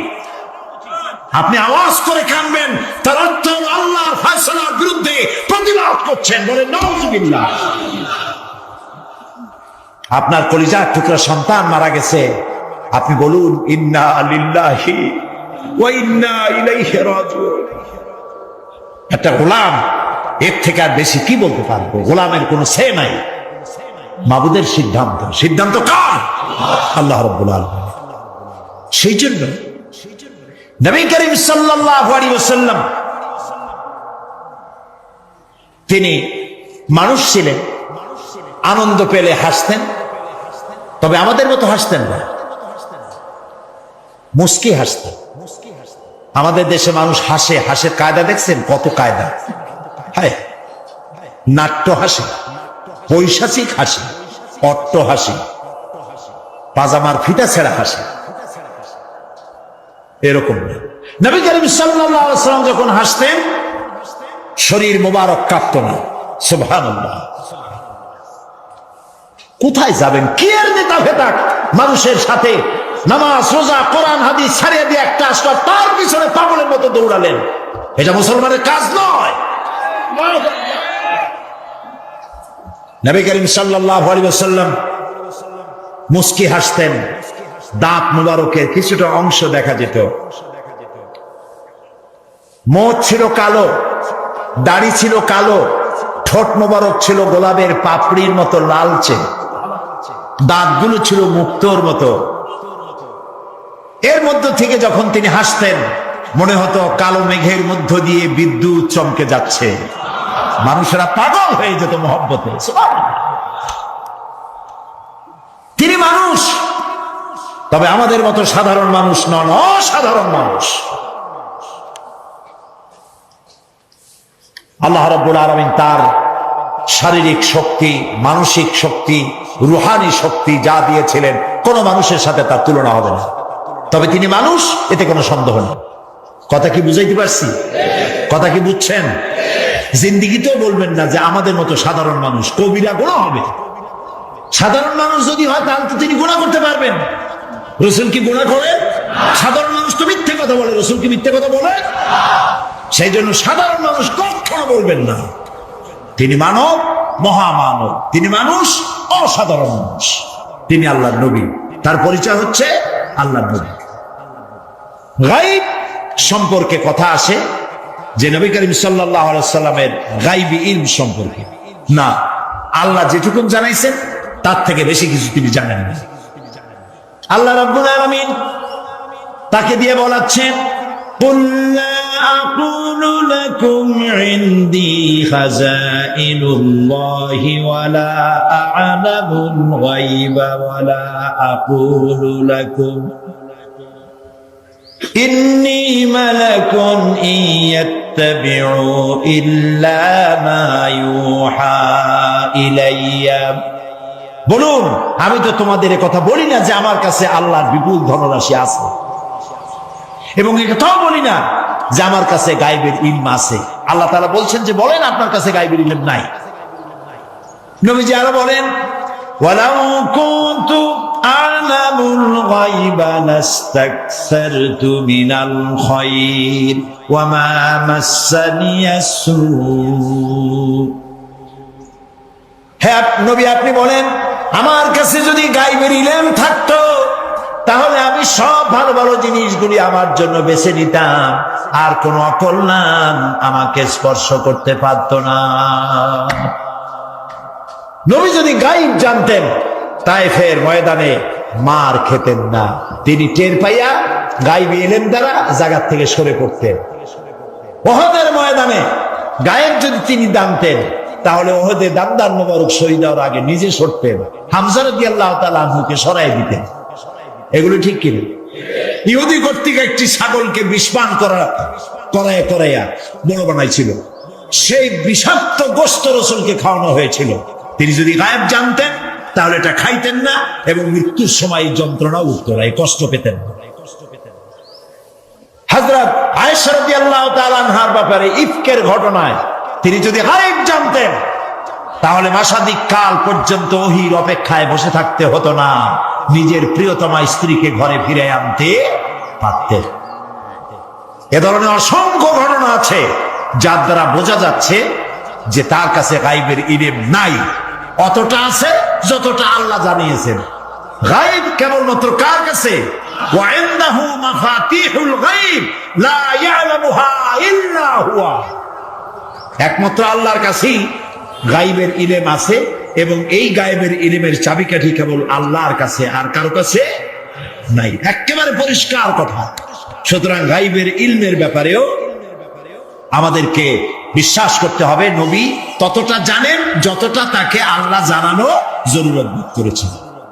প্রিয় ভাই সব, নবীর প্রতি ঈমান আনার অর্থই হলো নবী করিম সাল্লাল্লাহু আলাইহি ওয়াসাল্লাম তিনি যেভাবে জীবন পরিচালনা করেছেন, রাষ্ট্র পরিচালনা করেছেন, ওইভাবে আমাদের জীবন, আমাদের রাষ্ট্র, আমাদের স্বভাব, আমাদের সমাজকে ওই আদলে পরিচালনা করতে পারলেই নবীর প্রতি ঈমান আনা হবে। এই নবীর প্রতি ঈমান রাষ্ট্রীয়ভাবে, সামাজিকভাবে, আন্তর্জাতিকভাবে কিভাবে আমাদের পালন করতে হবে সেই কথাগুলি বলবো আপনাদের সামনে আগামীকাল ইনশাআল্লাহ। আলামিনের হাবিব জনাব মুহাম্মদুর রাসূলুল্লাহ সাল্লাল্লাহু আলাইহি ওয়াসাল্লাম বলেছেন, কিয়ামতের ময়দানে আল্লাহর কসম করে বলছি, সেদিন জাহান্নামীদের ভীষণ কষ্ট হবে আর জান্নাতীদের জন্য অত্যন্ত আসান হবে, অবস্থাটা খুবই আরামের হবে। নবীজি বলেন, এক ফরজ নামাজ, এক ওয়াক্ত ফরজ নামাজ আদায় করতে যে সময়টুকুন লাগে, কিয়ামতের মাঠের এই সময়, এত বড় বিরাট লম্বা সময় জান্নাতীদের জন্য এরকম হালকা হয়ে যাবে। সুবহানাল্লাহ। হযরত আবু সাঈদ খুদরী রাদিয়াল্লাহু তাআলা হাদিস বর্ণনা করেছেন, এক ওয়াক্ত নামাজ, একটা ফরজ নামাজ পড়তে যতটুকুন সময় লাগে, এতটুকুন সময়ের ভেতরে জান্নাতীদের কারবার শেষ হয়ে যাবে। সুবহানাল্লাহ আলহামদুলিল্লাহ। আর ওদের কারবার তো শেষই হবে না। وَيَوْمَ تَشَقَّقُ السَّمَاءُ بِالْغَمَامِ وَنُزِّلَ الْمَلَائِكَةُ تَنزِيلًا। ওরা ফেরেশতা দেখতে চায়। সেদিন আসমান সমূহ বিদীর্ণ হয়ে মেঘ পুঞ্জ বেরিয়ে আসবে, আত্মপ্রকাশ করবে। তার ভেতর থেকে ফেরেশতারা ক্রমাগত নাজিল হতে থাকবে। আর অবস্থাটাই হবে, আল মুলকু ইয়াউমাইযিনিল হাক্কু লির-রাহমান ওয়া কানা ইয়াওমান আলাল কাফিরিনা আসীরা। আর সেদিনে বাদশাহী হবে কেবলমাত্র রহমানের। ওয়া কানা ইয়াওমান আলাল কাফিরিনা আসীরা। আর সেই কিয়ামতের দিন, সেই সময়টা হবে কাফেরদের জন্য বড়ই কঠিন। এখানে কিয়ামতের কিছু কথা বলা হচ্ছে, কিছু আভাস দেওয়া হচ্ছে যে আসমান সমূহ বিদীর্ণ হয়ে মেঘ পিণ্ড বেরিয়ে আসবে এবং তার থেকে ক্রমাগত ফেরেশতারা নাযিল হতে থাকবে। আল্লাহর হাবিব বলেছেন, কেউ যদি কিয়ামতের দৃশ্য দেখতে চায় সেজন্য সূরা ইজা শামসু কুবিরাত ওয়া ইজা সামাউ ফাতারাত, ইজা সামাউ শাক্কাত, এই সূরাগুলি যেন পড়ে, তাহলে কিয়ামতের দৃশ্য তার চোখের সামনে প্রতিভাত হবে। কিয়ামতের দৃশ্যটা আসলে কেমন হবে সেই সূরাগুলি তেলাওয়াত করলে সে বুঝতে পারবে।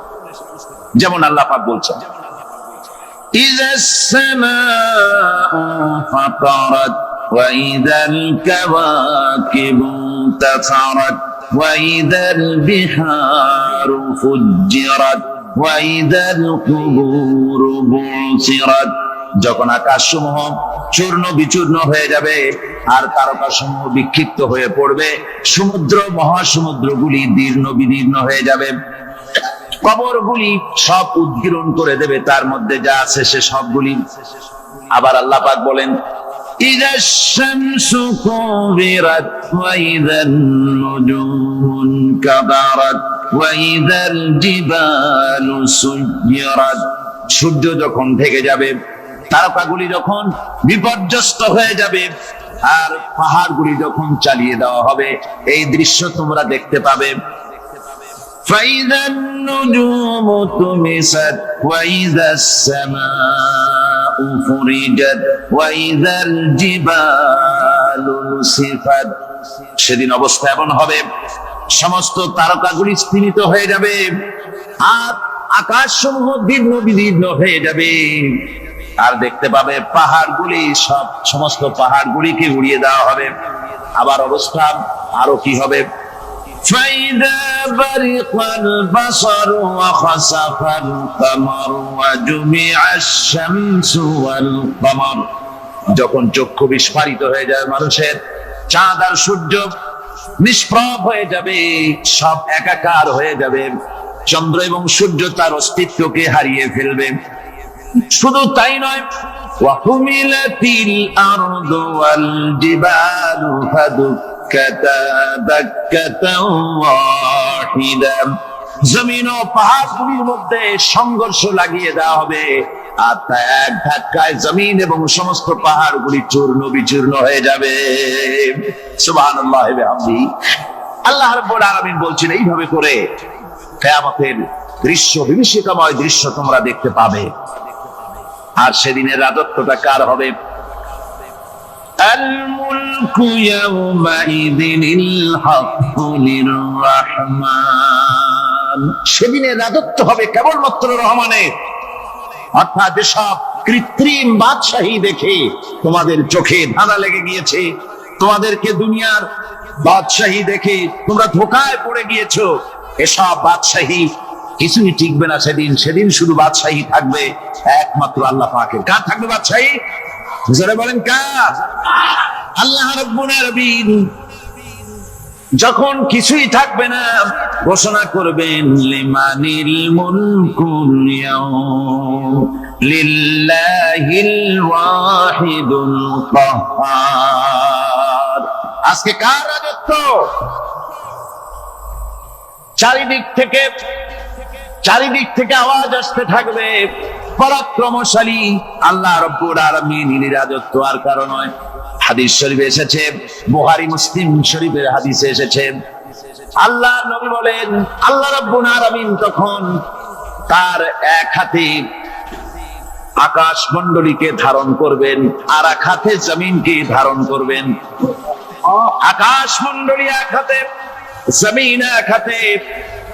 এভাবে আল্লাহ রাব্বুল আলামিন বলবেন, আইনাল জাব্বারুন আইনাল মুতাকাব্বিরুন। কোথায় সেই স্বৈরাচারীরা? কোথায় সেই দুর্বীরিত অহংকারী স্বৈরাচার যারা আমার জমিনের উপরে, আমার মানুষের উপরে রাজত্ব চালিয়েছে? তারা আজকে কোথায়? কোথায় সেই অহংকারীরা? আল্লাহ পাক সেদিন যে বলবেন, সেদিন তো বলবেন, কিন্তু দুনিয়ার মাঝেও স্বৈরাচার যারা, অহংকারী যারা, তাদের শাস্তি পৃথিবীর বুকেও দেন, আর সেদিন তো দিবেনই। কত স্বৈরাচার আমরা দেখলাম, কত অহংকারী দেখলাম, যাদের তর্জনী হেননে লক্ষ কোটি কোটি মানুষ উঠতো আর বসতো। তাদের জিল্লাতির সঙ্গে আল্লাহ রাব্বুল আলামিন কতজনকে বিদায় করে দিলেন। ফুলের মালা নিয়ে কুলাতে পারে নাই, পা থেকে শুরু করে গলা পর্যন্ত ফুলের মালা দিয়া ডুবাই দিল ভক্তরা। আবার আল্লাহ রাব্বুল আলামিন এমন শাস্তি দিলেন, ফুলের মালার পরিবর্তে জুতার মালা নিয়ে জেলের মধ্যে ঢুকাইয়া দিলেন। ঠিক কিনা?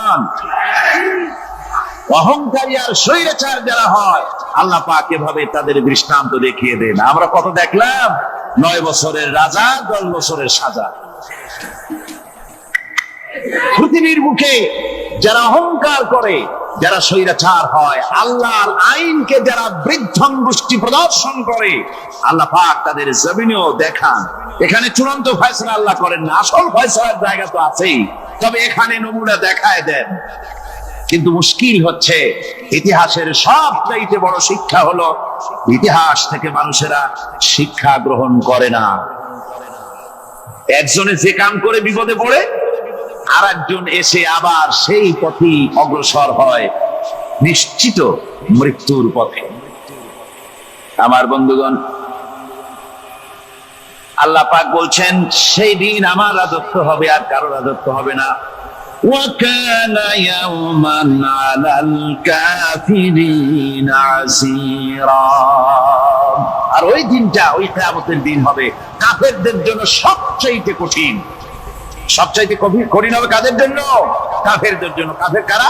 কাফের হচ্ছে তারা যারা নাকি আল্লাহর আইনকে অস্বীকার করেছে, আল্লাহকে অস্বীকার করেছে, আল্লাহর আইনকে অস্বীকার করেছে। ওরা কি?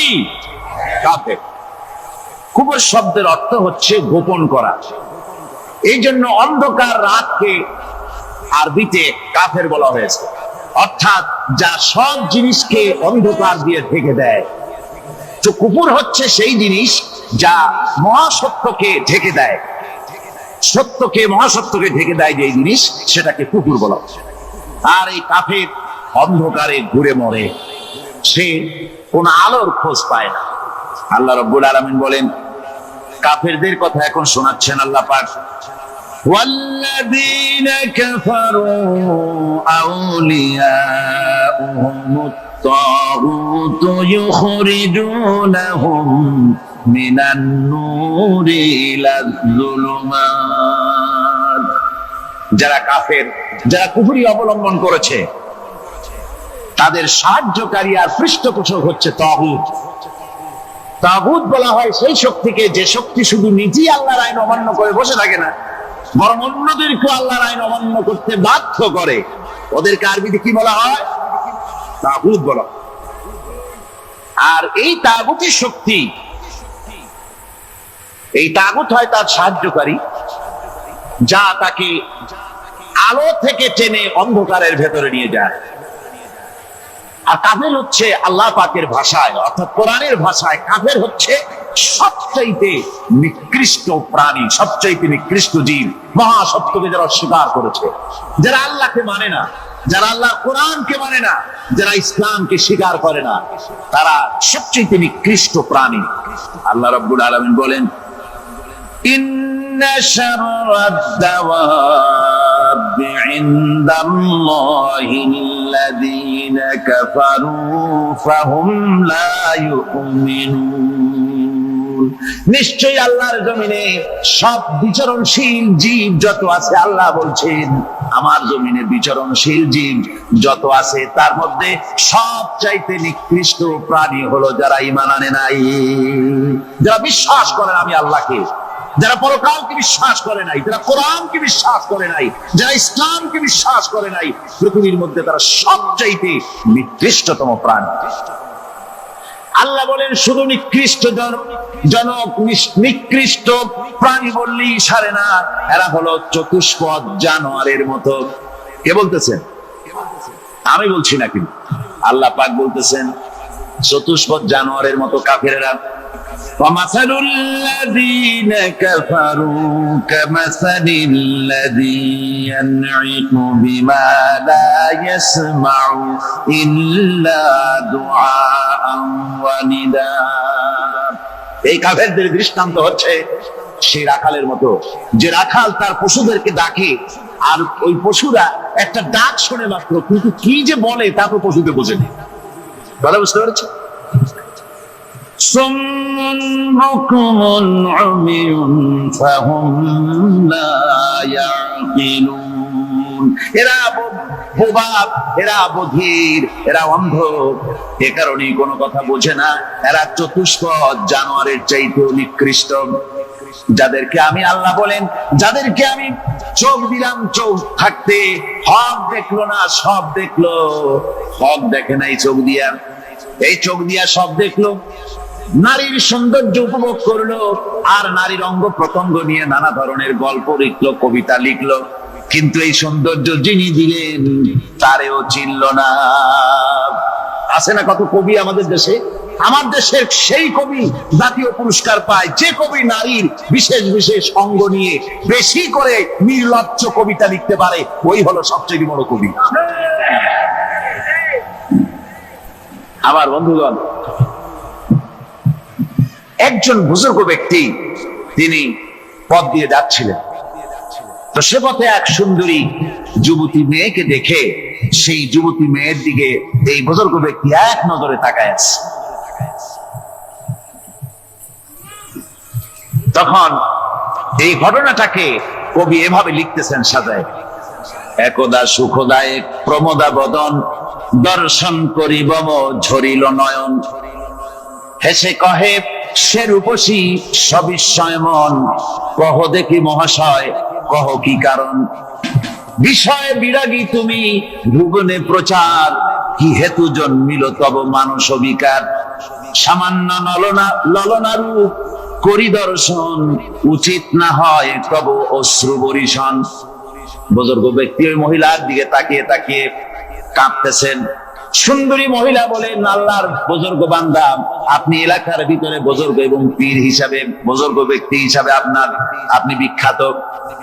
আজকে আমাকে এখানে দেখে আপনি আমার দিকে তাকায় আমার রূপ উপভোগ করতেছেন আর কাঁদতেছেন। আপনার মতো সংসার বিরাগী মানুষ আমার মতো একটা সুন্দরী মেয়েকে দেখে ভাবে কাঁদা ঠিক না।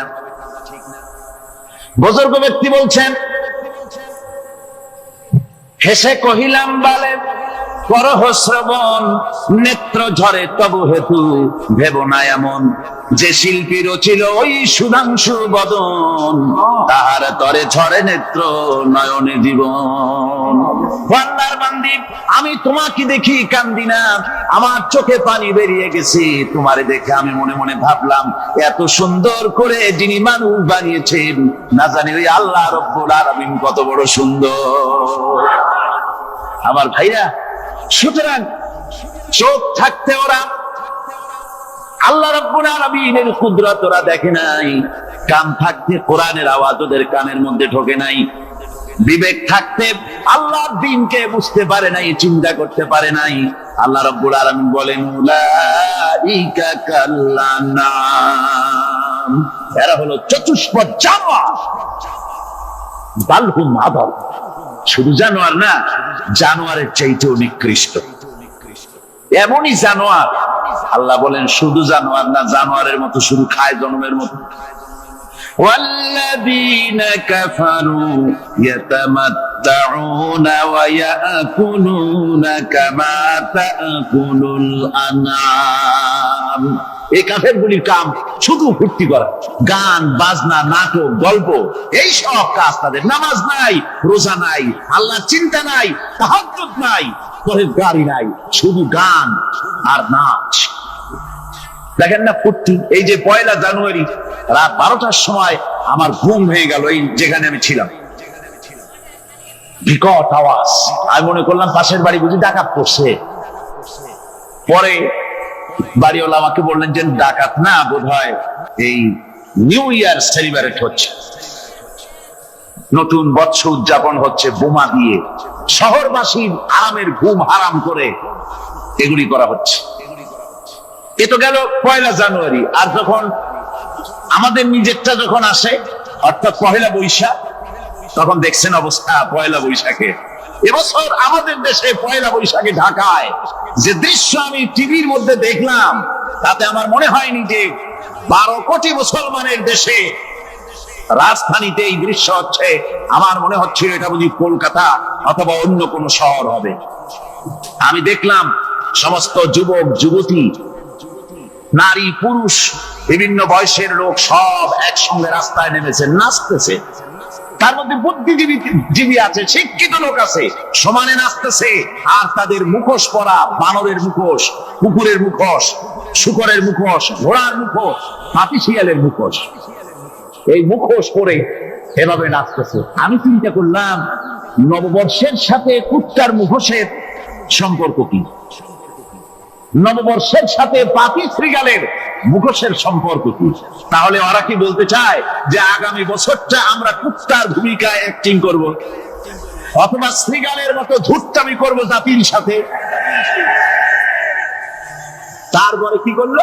সকাল বেলায় যুবক যুবতী পয়লা বৈশাখ সূর্য উদয়ের আগে রমনা লেকের পাড়ে গিয়ে সব দাঁড়িয়েছে বাসন্তী রঙের শাড়ি পরে।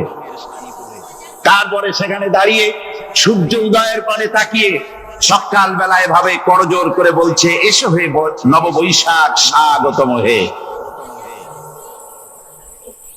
নববৈশাখ অলক্ষে বোধহয় এটা শুনে বলতেছে, বাবাজিরা আমারে ডাকতেছো, অপেক্ষা করো আমি আসতেছি। আমারে ডাকতেছো, আমি আসতেছি, কোমরে গামছা বেঁধে আসতেছি, 225 মাইল স্পিডে আসতেছি, 30 ফুট উঁচু জলোচ্ছ্বাস নিয়ে আসতেছি, নববৈশাখের মজা। আমার ভাইরা, মুসলমান নববর্ষ উদযাপনের সাথে মুসলমানের কিসের সম্পর্ক? মুসলমান যদি এই দিন উদযাপনই করে তাহলে তাকে করতে হবে ফজরের নামাজ পড়বে। মুসলমান নববর্ষ উদযাপন করবে, ফজরের নামাজ পড়বে, তারপরে কোরআন শরীফ তেলাওয়াত করবে, দরুদ শরীফ পড়বে, আল্লাহর দরবারে হাত তুলে বলবে, রব্বুনা আলামিন, 1 বছর পার করে দিলাম, নাফরমানি ছাড়া কিছুই তো করি নাই, বিগত বছরে যা করেছি মাফ করে দাও, আগামী বছরটা গোটা জাতি আর দেশের জন্য কল্যাণকর মঙ্গলময় করে দাও। এটাই তো বলা উচিত ছিল নাকি? বলে তা না করে, তা না বলে, বৈশাখের পরিচালককে না দেখে সরাসরি বৈশাখকে আহ্বান করা হয়েছে। আর বৈশাখ আহ্বান করার মজা জনমের মতো দেখাই দিয়েছে। আল্লাহ রাব্বুল আলামিন তাই বলেন, কাফেররা তাদের কাজ হলো শুধু খাওয়া, তারা এমন খাওয়া খায় জনমের মতো খায়। ইয়াকুলুনা কামা তাকুলুল আনাম, জানোয়ারে যেমন খায় ওই রকম খায়। তার মানে খায়, একটু বিসমিল্লাহ কয় না, খায়া যখন ছেড়ে দেয় তখন আলহামদুলিল্লাহ বলে না, বাহাত দিয়ে খায়, আবার বাহাত দিয়ে খায়। ডাব একটা কাটলো, বিসমিল্লাহ নাই, খাইলো, 2-4 ঢোক খাইয়া পুরা ডাবটার ফেলাই দিল। ডাবটা কি তোমার বাজান তৈরি করছিল নাকি? একটু বিসমিল্লাহ বললা না, একটু শুকরিয়া আদায় করলা। আমি গত এই ডিসেম্বর গেল, ডিসেম্বরের 16 তারিখে আমেরিকা থেকে এসেছি। ওখানে দেখলাম তারা প্রতি নভেম্বর মাসের শেষ বৃহস্পতিবার থ্যাঙ্কস গিভিং ডে অবজার্ভ করে। তা আমি জিজ্ঞেস করলাম, থ্যাঙ্কস গিভিং ডে জিনিসটা কি? ওরা বললো, এটা হচ্ছে এই যে গড আমাদেরকে সারা বছর ভালো খাওয়াইছে, আমাদেরকে ভালোভাবে পড়াইছেন, সুন্দর রেখেছেন, এই জন্য আমরা গডকে থ্যাঙ্কস দেই নভেম্বরের এই শেষ দিনটিতে। সারা বছরের ভালো খাইছি, ভালো থাকছি, এই জন্য গভর্নমেন্টকে মানে গডকে থ্যাঙ্কস দিলাম। আমি আমার আলোচনায় সেখানে বললাম যে দেখেন, রাশিয়ার সাথে আমেরিকার পার্থক্য তো এখানে, ওরা গডকে অস্বীকারই করেছে, গডই মানে না। আর এরা গডের নামাজ শ্রদ্ধা বা ইবাদত কিছু করুক আর না করুক, গডের অন্তত একটা ধন্যবাদ দেয়। ওরা ওদের ডলারে লিখেছে, ইন গড উই ট্রাস্ট, প্রত্যেকটা ডলারে লেখা আমরা গডে বিশ্বাস করি। তো শুকর আদায় করলে তো আল্লাহ বাড়িয়ে দিবে। আল্লাহ রাব্বুল আলামিনের সুন্নাত হলো, শুকর যদি কেউ আদায় করে আল্লাহ বাড়িয়ে দেন। লা ইন শাকারতুম লাযীদান্নাকুম ওয়া লা ইন কাফারতুম ইন্না আযাবী লাশাদীদ। আমার নিয়ামতের শুকর যদি আদায় করো আমি বাড়ায় দেব, আর যদি নিয়ামতের শুকর আদায় না করো তাহলে মস্ত বড় শাস্তি তোমাদের জন্য রেখেছি। তো আমেরিকা শুকর আদায় করে নিজেরা খাইয়া, কিন্তু ওদের জমিন হলো বিশাল জমিন। আমি কয়েকবার গিয়েছি এবং বহু স্টেট সফর করেছি।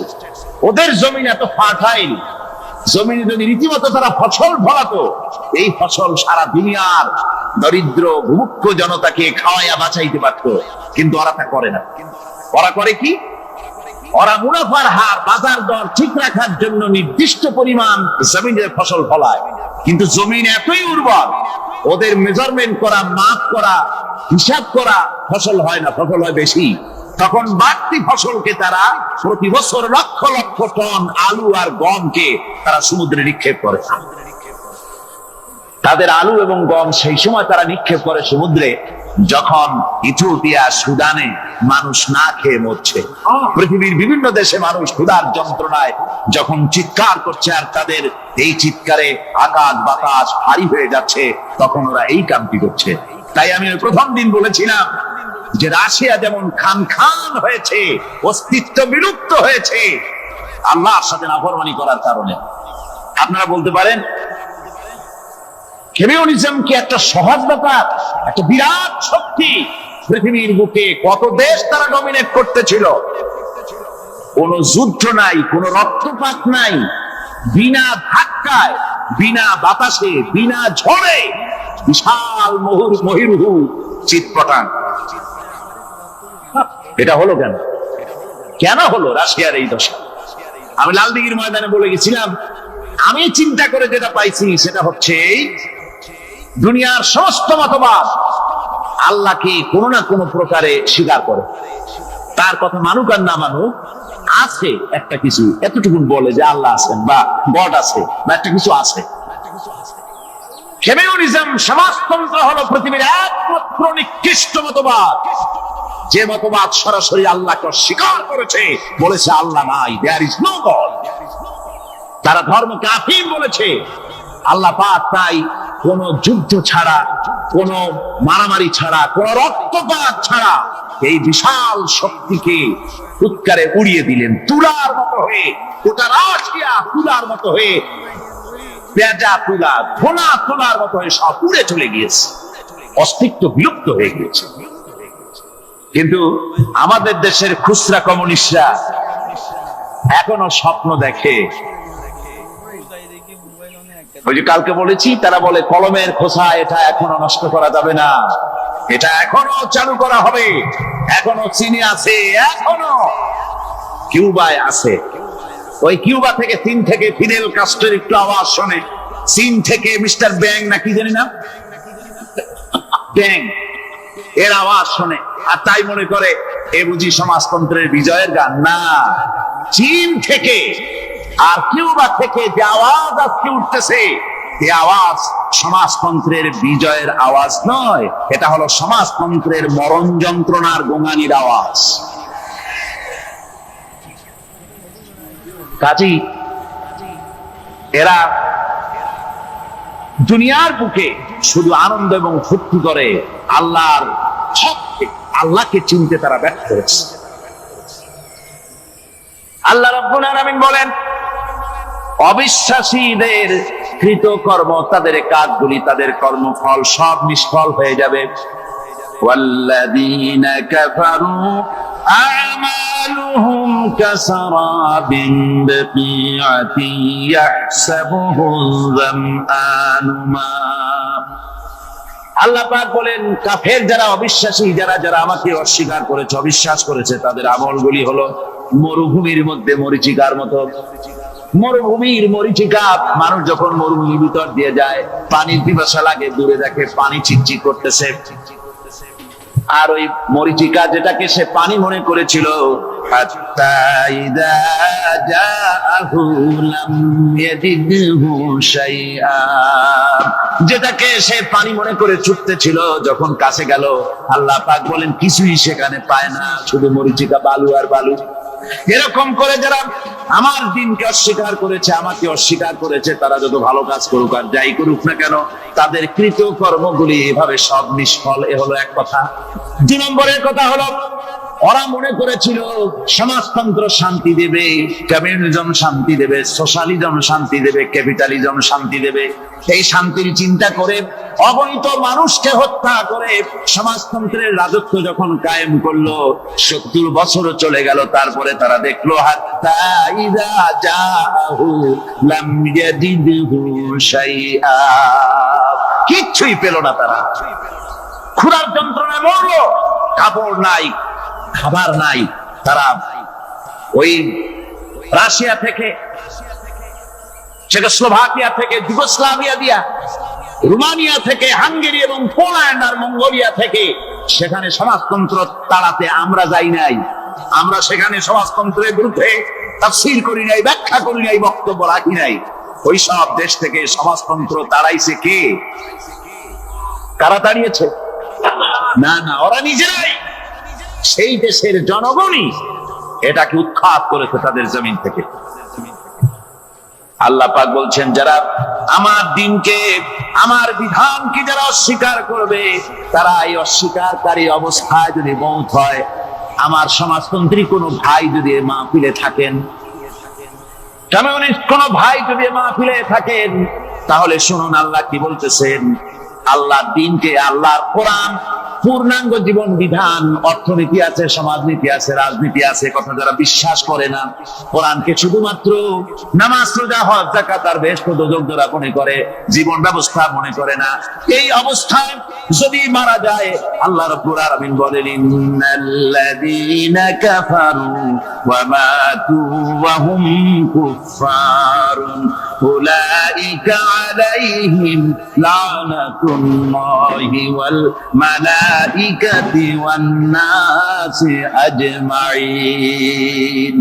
আল্লাহ রাব্বুল আলামিন বলেন, আমাকে অস্বীকার করার অবস্থায়, আমার দ্বীনকে, বিধানকে অস্বীকার করার অবস্থায় যদি মউত হয়ে যায়, তাহলে আল্লাহ, ফেরেশতা এবং তাম পৃথিবীবাসীর অভিসম্পদ তার উপরে হতে থাকে, লানত হতে থাকে। খালিদিনা ফিহা লা ইউখাফফাফু আনহুমুল আযাবু ওয়া লা হুম ইউনজারুন। এই অভিসম্পদ অবস্থায় তারা সব সময় লিপ্ত থাকবে, না তাদের আযাবকে কমায় দেওয়া হবে, আর না তাদের কোন রকম অবকাশ দেওয়া হবে। এখন আরো মজবুত কথা, হযরত মুসা আলাইহিস সালাম বলেন, ফেরাউনের জেলের ভয় আমি করি না, আমার কি জেলের ভয় দেখায় লাভ নাই, আমি আল্লাহ পাকের পয়গম্বর। হযরত মুসা আলাইহিস সালাম, ফেরাউনের দলবল আছে, লোক লস্কর আছে, তার অস্ত্রের অভাব নাই। আল্লাহ রাব্বুল আলামিন মুসা আলাইহিস সালামের কাছে একটা অস্ত্র দিয়ে দিলেন, দিছিলেন কিনা? আল্লাহ পাক হযরত মুসা কি বলেছেন, ওয়া মা তিলকা বিয়ামিনিকা ইয়া মুসা। মুসা রে, তোমার হাতে ওটা কি? মুসা আলাইহিস সালাম বললেন, এটা লাঠি। আল্লাহ পাক বললেন, ফেলে দাও লাঠি। লাঠি ফালায় দিলেন, কি হয়ে গেল? হিয়া হাইয়াতুন তাসআ, লাঠি হয়ে গেল। এখন লাঠি পড়ে সাপ হয়ে গেল। সাপ দেখে নবী, বলি হোক, সাহাবী হোক আর আলেম হোক, সাপ দেখলে ভয় করে না মানুষের? মুসা আলাইহিস সালাম ভয় পেয়েছে। আল্লাহ রাব্বুল আলামিন হযরত মুসাকে শোনায় দিলেন, খুযহা ওয়া লা তাখাফ সানুঈদুহা সিরাতাহাল উলা। ধরো, লা তাখাফ, ভয় পেও না। আল্লাহ বলছেন ধরো, ভয় পেও না। ধরার সঙ্গে সঙ্গে স্বাভাবিক অবস্থায় ফিরে আসবে, আবার লাঠি হয়ে যাবে। এখন আল্লাহ বলছেন ধরো। মুসা আলাইহিস সালাম কি ভয় পাওয়া উচিত হবে? উচিত হবে। মুসা আলাইহিস সালাম কি ভয় পাইছিলেন? কারণ হচ্ছে এই দুশমনের শক্তিটা খুব বড়ই দেখা যায়, মনে হয় যেন অনেক বড়, কি জানি কি। আল্লাহ পাক বলছেন, ইন্না কাইদা শায়তানে কানা দাঈফা।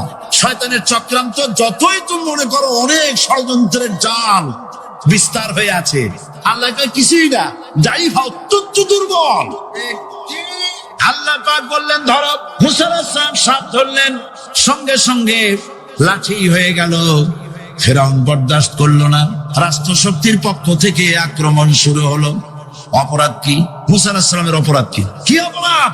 মাশাআল্লাহ, বুঝতে পেরেছেন। অপরাধ হচ্ছে তিনি বলেছেন লা ইলাহা, জোরে বলেন লা ইলাহা ইল্লাল্লাহ। তো আমি বলবো, আল্লাহ রাব্বুল আলামিন কোরআনে কারীমের মধ্যে বলেছেন, আল্লাহু লা ইলাহা ইল্লা হুয়াল হাইয়ুল কাইয়্যুম। কোন সূরায় আছে? কোন আয়াতে? আয়াতুল কুরসি। পড়তে ইচ্ছা করে না? পড়েন আমার সাথে। আল্লাহু লা ইলাহা ইল্লা হুয়াল হাইয়ুল কাইয়্যুম। আল্লাহ হচ্ছেন তিনি, যিনি ছাড়া কোনো উপাস্য নাই, কোন ইলাহা নাই, কোন মাবুদ নাই যিনি ছাড়া, আর কোন ইবাদতের মালিক নাই। আর যিনি হচ্ছেন সদা জাগ্রত, চিরঞ্জীব, সার্বভৌমত্বের একচ্ছত্র মালিক যিনি সদা জাগ্রত চিরঞ্জীব, তিনি হচ্ছেন আল্লাহ। এখন কেউ যদি বলেন আল্লাহ অক্ষর কি, এক একটা অক্ষর বাদ দিয়া আল্লাহরে চিনায় দেন, তাও চিনানো যাবে। আল্লাহর প্রথম অক্ষর যদি বাদ দেন কি থাকবে? কোরআনে কারীম বলছে তা দিয়েও বোঝা যাবে। লিল্লাহি মা ফিস সামাওয়াতি ওয়া মা ফিল আরদ। আল্লাহ হচ্ছেন তিনি যার জন্য আকাশ আর জমিন, আকাশ এবং জমিনের একচ্ছত্র মালিক। এর মাঝখানে যা কিছু আছে সব কিছুর মালিকানা যার হাতের মুঠায়, তিনি আমার আল্লাহ। তিনি কে? আল্লাহ। তারপরে যদি বলেন আরেকটা নাম ছেড়ে দেন, আলিফ সাল্লাম একটা নাম ছেড়ে দিলাম, তাহলে কি থাকলো? লাহু থাকলো, দুইটা অক্ষর থাকলো লাহু। এই লাহু দিয়েও আল্লাহ রাব্বুল আলামিনের সিফাতকে, তার গুণকে বোঝা যাবে। লাহু মাকালিদুস সামাওয়াতি ওয়াল আরদ। আল্লাহ পাক বলেন আসমান এবং জমিনের রিজকের চাবিকাঠি আল্লাহ পাকের হাতে, যাকে খুশি তিনি পর্যাপ্ত রিজেক দান করেন। কেউ যদি বলে লামটাও ভাড়া দেন, লামটাও ছেড়ে দেন, দিলাম নাম একটা ছেড়ে, থাকলো কি? একটা অক্ষর থাকলো হু। এই হু দিয়ে আমার আল্লাহরে চেনা যাবে। ওয়া হুয়াল গফুরুল ওয়াদুদুল আরশিল মাজিদ ফাআলুল লিমা ইউরিদ। আমার আল্লাহ হচ্ছেন তিনি যিনি ক্ষমাশীল, যিনি দয়াবান, যিনি বান্দাকে মহব্বত করেন, যিনি হচ্ছেন আরশে আজিমের মালিক, তিনি হচ্ছেন সেই মহান সত্তা যিনি যা খুশি তাই করছেন। সুতরাং আল্লাহ হচ্ছেন এমন এক লফজ, এমন এক নাম, এমন এক ইসমে জাত যার কোনো বিকল্প নাই, যা অনুবাদ করে আল্লাহকে স্রষ্টা বললে এটা সারবে না, সৃষ্টিকর্তা বললে সারবে না। আল্লাহ পাকের নামের বিরাট বিশাল ব্যাপক অর্থ রয়েছে। সুতরাং আল্লাহকে আল্লাহই বলতে হবে। আল্লাহকে কি বলতে হবে? আল্লাহ আল্লাহ আল্লাহ। কত মজাই নামে, সুবহানাল্লাহ বিহামদিহি, কত মজাই নামে। আল্লাহ রাব্বুল আলামিন বলেন, আমরা শুরু করছি সূরা ফাতিহা। অভিনন্দন পত্র দিচ্ছি, কারে দিচ্ছি? আল্লাহ পাককে দিচ্ছি। সেখানেও ভাষা দিয়ে রব্বুল আলামিন বলেন প্রশংসা করো, আলহামদুলিল্লাহি রাব্বিল আলামিন। সমস্ত প্রশংসা আল্লাহ পাকের, যিনি হচ্ছেন রব। যিনি কি? রব। এখন এই রব শব্দের বাংলা অর্থ করা হয় প্রভু, লালনকারী, প্রতিপালনকারী, কিন্তু এই অর্থ যথেষ্ট নয়। কোরআনে কারিমে যে রব বলা হয়েছে তার অর্থ হচ্ছে, তার অর্থ ব্যাপক, অনেক বিশাল এর অর্থ। এ রব কাকে বলে? এই রব শব্দের বাংলা অর্থ করা হয় প্রভু, লালনকারী, প্রতিপালনকারী, কিন্তু এই অর্থ যথেষ্ট নয়। কোরআনে কারিমে যে রব বলা হয়েছে তার অর্থ হচ্ছে, তার অর্থ ব্যাপক, অনেক বিশাল এর অর্থ। এ রব কাকে বলে? আমি রবের সমস্ত ব্যাখ্যা করতে পারবো না, তবে অল্প কথায় এমন ভাবে বলতে চেষ্টা করব যাতে করে আপনাদের বুঝে আসবে ইনশাআল্লাহ। আমরা বলি ইনশাআল্লাহ। এখন আপনারা যদি আমাকে প্রশ্ন করেন যে অত কথা বুঝি না, এক লাইনে এক বাক্যে বুঝাই দেন রব কাকে বলে, তাহলে আমি কথাটা এইভাবে বলবো, যাহার যখন যে জিনিসে যতটুকু প্রয়োজন তাহাকে তখন সেই জিনিস ফরিয়াদ করার আগে যিনি পৌঁছে দেন তার নাম হচ্ছে রব। এ রব হচ্ছে তার মধ্যে রুবুবিয়তের সম্পূর্ণ কোয়ালিটিতে ভর্তি। আল্লাহ পাকের মধ্যে রুবুবিয়তের কোয়ালিটি। রব শুধু সৃষ্টি করেই ছেড়ে দেন না, প্রতিপালন করেন, পূর্ণতায় পৌঁছে দেন। সুবহানাল্লাহ বলতে ইচ্ছে করে না ভাইরা? দেখেন আল্লাহ রাব্বুল আলামিন এমন রব, বাংলাদেশের কুকুর আর আমেরিকা ইউরোপের শীত প্রধান দেশের কুকুর একরকম নয়। আমাদের দেশের পশু ইউরোপ আমেরিকা শীত প্রধান দেশের পশু একরকম নয়। তার কারণ হলো আমাদের দেশে শীত কম, নাতিশীতোষ্ণ অঞ্চলের মধ্যে খানিকটা পড়ে যায়। এখানে পশুদের গায়ে কম পশম থাকলে কোনো অসুবিধা নাই। ভেড়া, ঘোড়া, কুকুর, বন্য প্রাণীকে কেউ তো কম্বল দেয় না, ল্যাপ দেয় না, রাজাই দেয় না, খাতা দেয় না, চাদর দেয় না। আল্লাহ রাব্বুল আলামিন তিনি এমন রব, শীত প্রধান দেশের পশুদের গায়ে পশম দিয়া চিরস্থায়ী কম্বল জড়ায় দিয়েছেন। এরা হচ্ছে রব। প্রতিপালনের পদ্ধতি কি সুন্দর করে তিনি প্রতিপালন করছেন, কি সুন্দর করে তিনি পশু পক্ষীগুলিকে তাদের আহার জোগাড় করছেন, প্রতিপালন করছেন।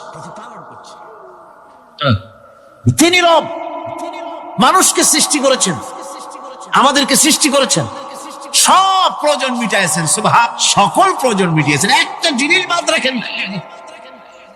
আমাদের মুখে দাঁতের দরকার ছিল, মায়ের পেট থেকে দাঁত নিয়ে আসিনি। মায়ের পেট থেকে আসার পরে আমাদের খাবারের দরকার ছিল। লক্ষ্য করেন রব কারে বলে, লক্ষ্য করুন। মায়ের পেটের মধ্যে যখন ছিলাম ওখানে কোনো রোগের জীবাণু ঢুকতে পারে নাই।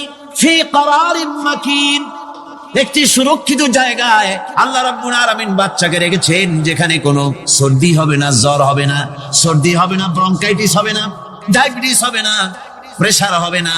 মায়ের পেটের মধ্যে বাচ্চাকে এমন জায়গায় আল্লাহ যত্ন করে রেখেছেন। এই বাচ্চা যখন মায়ের পেট থেকে বেরিয়ে এলো তখন তার পরিবেশ অত্যন্ত খারাপ। এখানে পলিউশন আছে, এখানে কার্বন ডাই অক্সাইড আছে, এখানে বিষাক্ত হাওয়া আছে, এখানে দূষিত আবহাওয়া রয়েছে। প্রতি মুহূর্তে রোগ তাকে হামলা চালাতেছে। এই রোগের থেকে সে বাচ্চা বাঁচবে কি করে? এজন্য রব্বুল আলামিন তিনি এমন রব, মায়ের বুকের মধ্যে যে খাবার তৈরি করলেন বাচ্চার, ওই খাবারের মধ্যে বাচ্চার ওষুধও আল্লাহ পাক বানায়া দিলেন। মায়ের বুকের দুধ শুধু দুধ নয়, এটা ওষুধ। সুবহানাল্লাহ। এটা খাদ্য, এটা ওষুধ, এটা ভিটামিন, এটা ক্যালসিয়াম, এটা কার্বোহাইড্রেট, যা দরকার বাচ্চার জন্য সব আল্লাহ মায়ের দুধের মধ্যে দিয়ে দিলেন। যতক্ষণ বাচ্চা পেটে ছিল দুধ ছিল ঘন, যখন বাচ্চা মায়ের পেট থেকে বেরিয়ে এলো দুধটা হয়ে গেল পাতলা। এই পাতলা দুধটা খাবে, ওষুধ আছে এর মধ্যে, ভিটামিন আছে, খাইতে যেন বিস্বাদ না হয় একটু মিষ্টি দিয়ে দিলেন আল্লাহ, যাতে বাচ্চা মুখ ফিরিয়ে না নেয়, সেজন্য খাইতে চায়। তারপরে যখন বাচ্চার হাড্ডি খেতে হবে, মাছ খেতে হবে, গোশত খেতে হবে, দুধের আর দরকার নাই। তার শরীরের ভিতরে রেজিস্ট্যান্স, রোগ প্রতিরোধক শক্তি তৈরি হয়েছে। এখন আরো ভালো খাবার দরকার। আল্লাহ রাব্বুল আলামিন মায়ের দুধকে শুকায় দিলেন, চুষলো আর পাওয়া যাবে না, দুধ শুকায় গেছে। এখন বাইরের খাবার খেতে হবে। আসছিল যখন বুকে দাঁত ছিল না, বাইরে যখন এলো দাঁতের যখন দরকার হলো, কোন আল্লাহর বান্দা কি আল্লাহর কাছে দরখাস্ত করেছেন যে আল্লাহ আমার কয়েকখান দাঁত দাও, দাঁত ছাড়া আমি চাবাই কেমন? এর সবগুলি দাঁত কে সেট করে দিলেন? রব্বুল আলামিন দাঁতগুলিকে সেট করে দিলেন। মুখের মধ্যে দাঁত এসে গেল। আল্লাহ রাব্বুল আলামিন শরীরটাকে সাজিয়ে গুছিয়ে, হিউম্যান বায়োলজি যাকে বলা হয়, যে শরীরকে যে সুন্দর করে আল্লাহ পাক তৈরি করলেন বলে শেষ করা যাবে না। কত সুন্দর করে আল্লাহ পাক বানিয়েছেন। আপনার মাথার ভিতরে সেল তৈরি করা হলো, ব্রেন তৈরি করা হলো। এই ব্রেনটা শুকনা জায়গায় রাখা হয় নাই। শুকনা জায়গার মধ্যে ব্রেনটা যদি থাকতো, নড়াচড়া করে আপনার ব্রেনের যে টেকনোলজি আল্লাহ পাক ইউজ করেছেন সেটা অসুবিধাগ্রস্ত হতো। এই জন্য ক্রিম যেভাবে পানির মধ্যে ভাসা থাকে, পানির মধ্যে ভাসমান ক্রিম মাখন যেভাবে রাখা হয়, সামান্য পানির মতো করে এর ভিতরে ব্রেনটাকে রাখা হয়েছে। এই ব্রেনের ভিতরে, ব্রেন হচ্ছে পৃথিবীতে কম্পিউটার, আজকের পৃথিবীর শ্রেষ্ঠ আবিষ্কার। কিন্তু মানুষের মাথায় যে কম্পিউটার আল্লাহ পাক দান করেছেন, এই কম্পিউটারের সামনে দুনিয়ার কম্পিউটার এতিম। এবার লন্ডন গিয়েছিলাম, প্রত্যেক বছর 1.5 মাস 2 মাস সময় পাই, কিন্তু আপনারা দোয়া করেছেন এখন পার্লামেন্টে সময় দিতে হয় বেশি। বিদেশের সফর কমে গিয়েছে, 10 দিনের জন্য গিয়েছিলাম। ওরা আমাকে একটা ডায়েরি দিল, সেই ডায়েরিটার ভিতরে ডিজিটাল ডায়েরি। এই ডায়েরির মধ্যে তারা বলল যে এরকম, এই যে কাগজটা আপনারা দেখতে পাচ্ছেন, এই রকমের কাগজে 10 লক্ষ পাতা লিখতে যত কাগজ লাগে, এরকমের 10 লক্ষ পাতার লেখা ছোট্ট এই ডায়েরিটার মধ্যে ঢুকাই দেওয়া যায়। 10,000 টেলিফোন নাম্বারের মেমোরিতে তুলে দেওয়া যায়। এটা হচ্ছে লেটেস্ট আবিষ্কার। কিন্তু আল্লাহ পাক মানুষের যে ব্রেনটা তৈরি করলেন, পৃথিবীতে যা আছে এ সব কিছু একটা মানুষের ব্রেনের মধ্যে, সমস্ত তথ্য, সমস্ত ফ্যাক্টস মানুষের মেমোরির ভিতরে ঢুকাবার পরেও আরো লক্ষ লক্ষ জায়গা বাকি থেকে যাবে, শূন্য থেকে যাবে, যা পূরণ হওয়ার নয়। এত বিশাল মেমোরি আল্লাহ পাক তার মানুষের মাথার মধ্যে তৈরি করে দিয়েছেন। সুবহানাল্লাহ বিহামদি। দেখুন অবস্থাটা কি। আল্লাহ তার মানুষকে কিভাবে, রব কাকে বলে, রব কারে বলে, সুবহানাল্লাহ বিহামদি। চোখের সামনে রাস্তা দিয়ে চলতে গিয়ে চোখের সামনে সাপ দেখলেন, চোখ দেখার কাজ করেছে। চোখ কি করেছে? দেখার কাজ করেছে। এখন কি করবেন? চোখ কিন্তু দেখে বসে থাকে নাই, চোখ দেখা মাত্রই ট্রান্সমিট করেছে ব্রেনকে।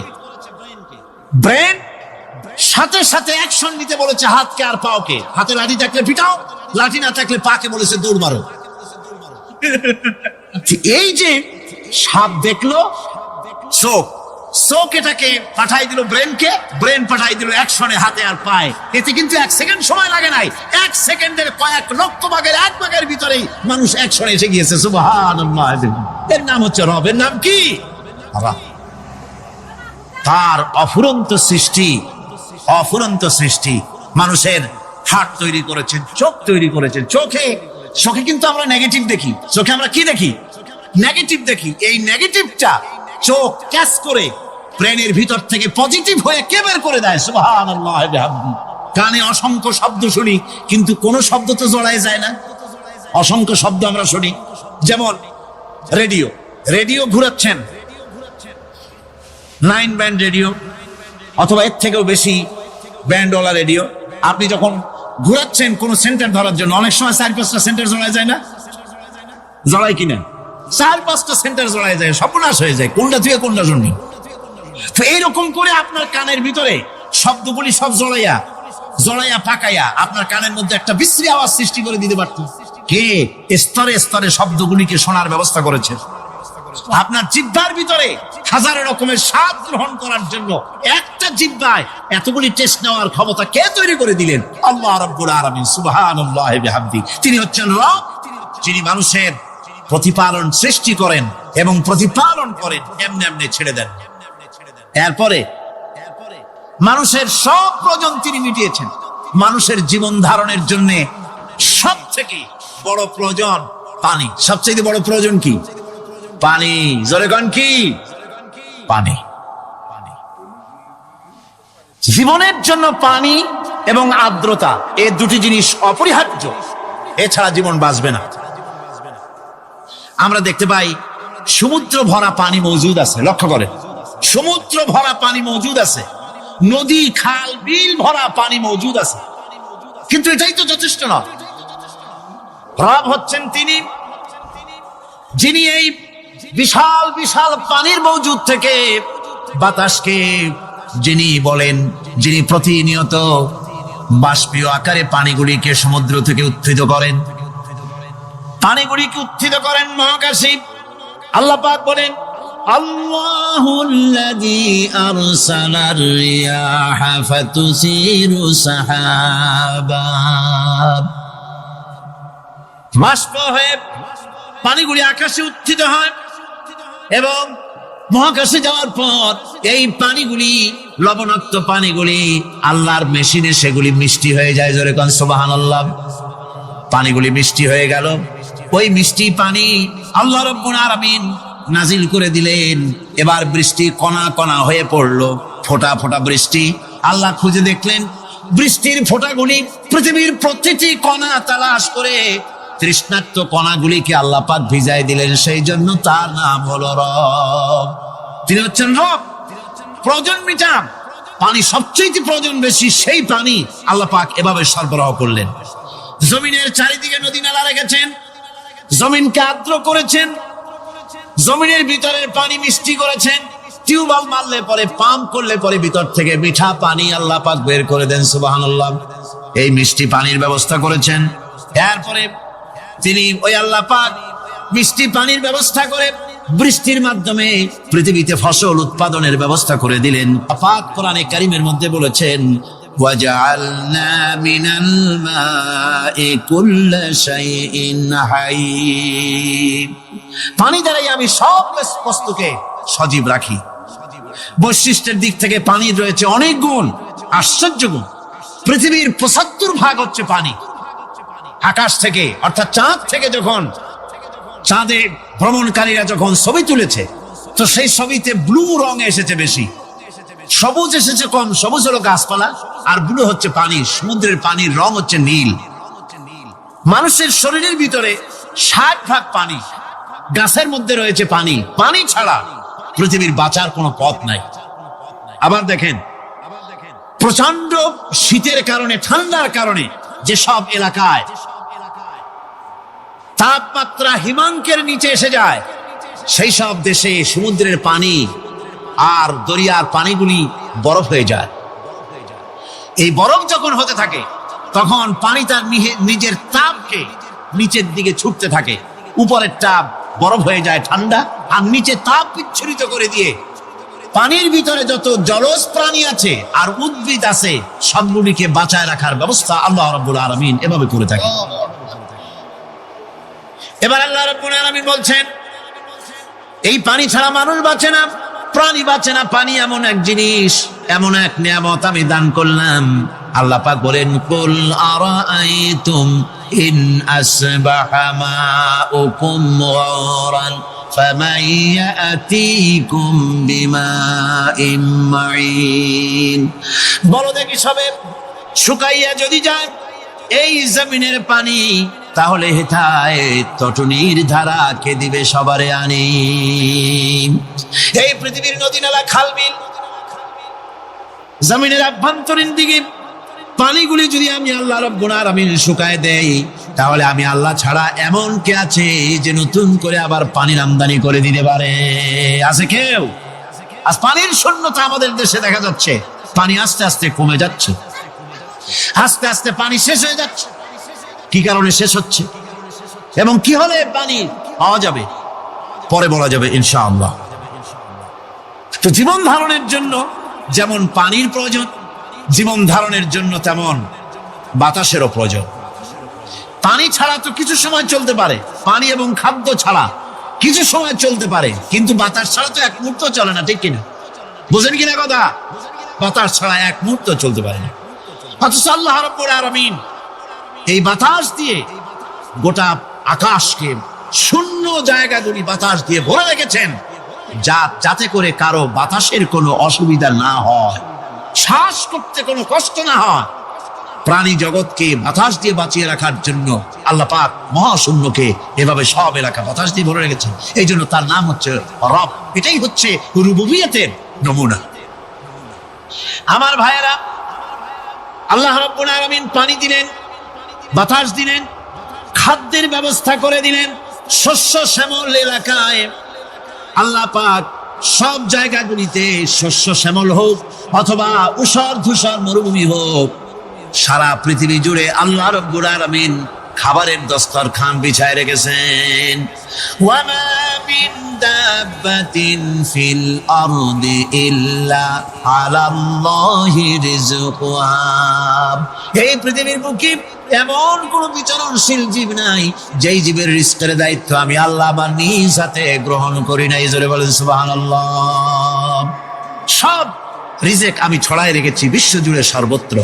আল্লাহ পাক বলছেন, ফালইয়ানজুরিল ইনসানু ইলা তাআমিহি আন্না সাবাবনাল মা'a সাব্বা সুম্মা শাকাকনাল আরদা শাক্কা ফাআনবাতনা ফিহা হাব্বা।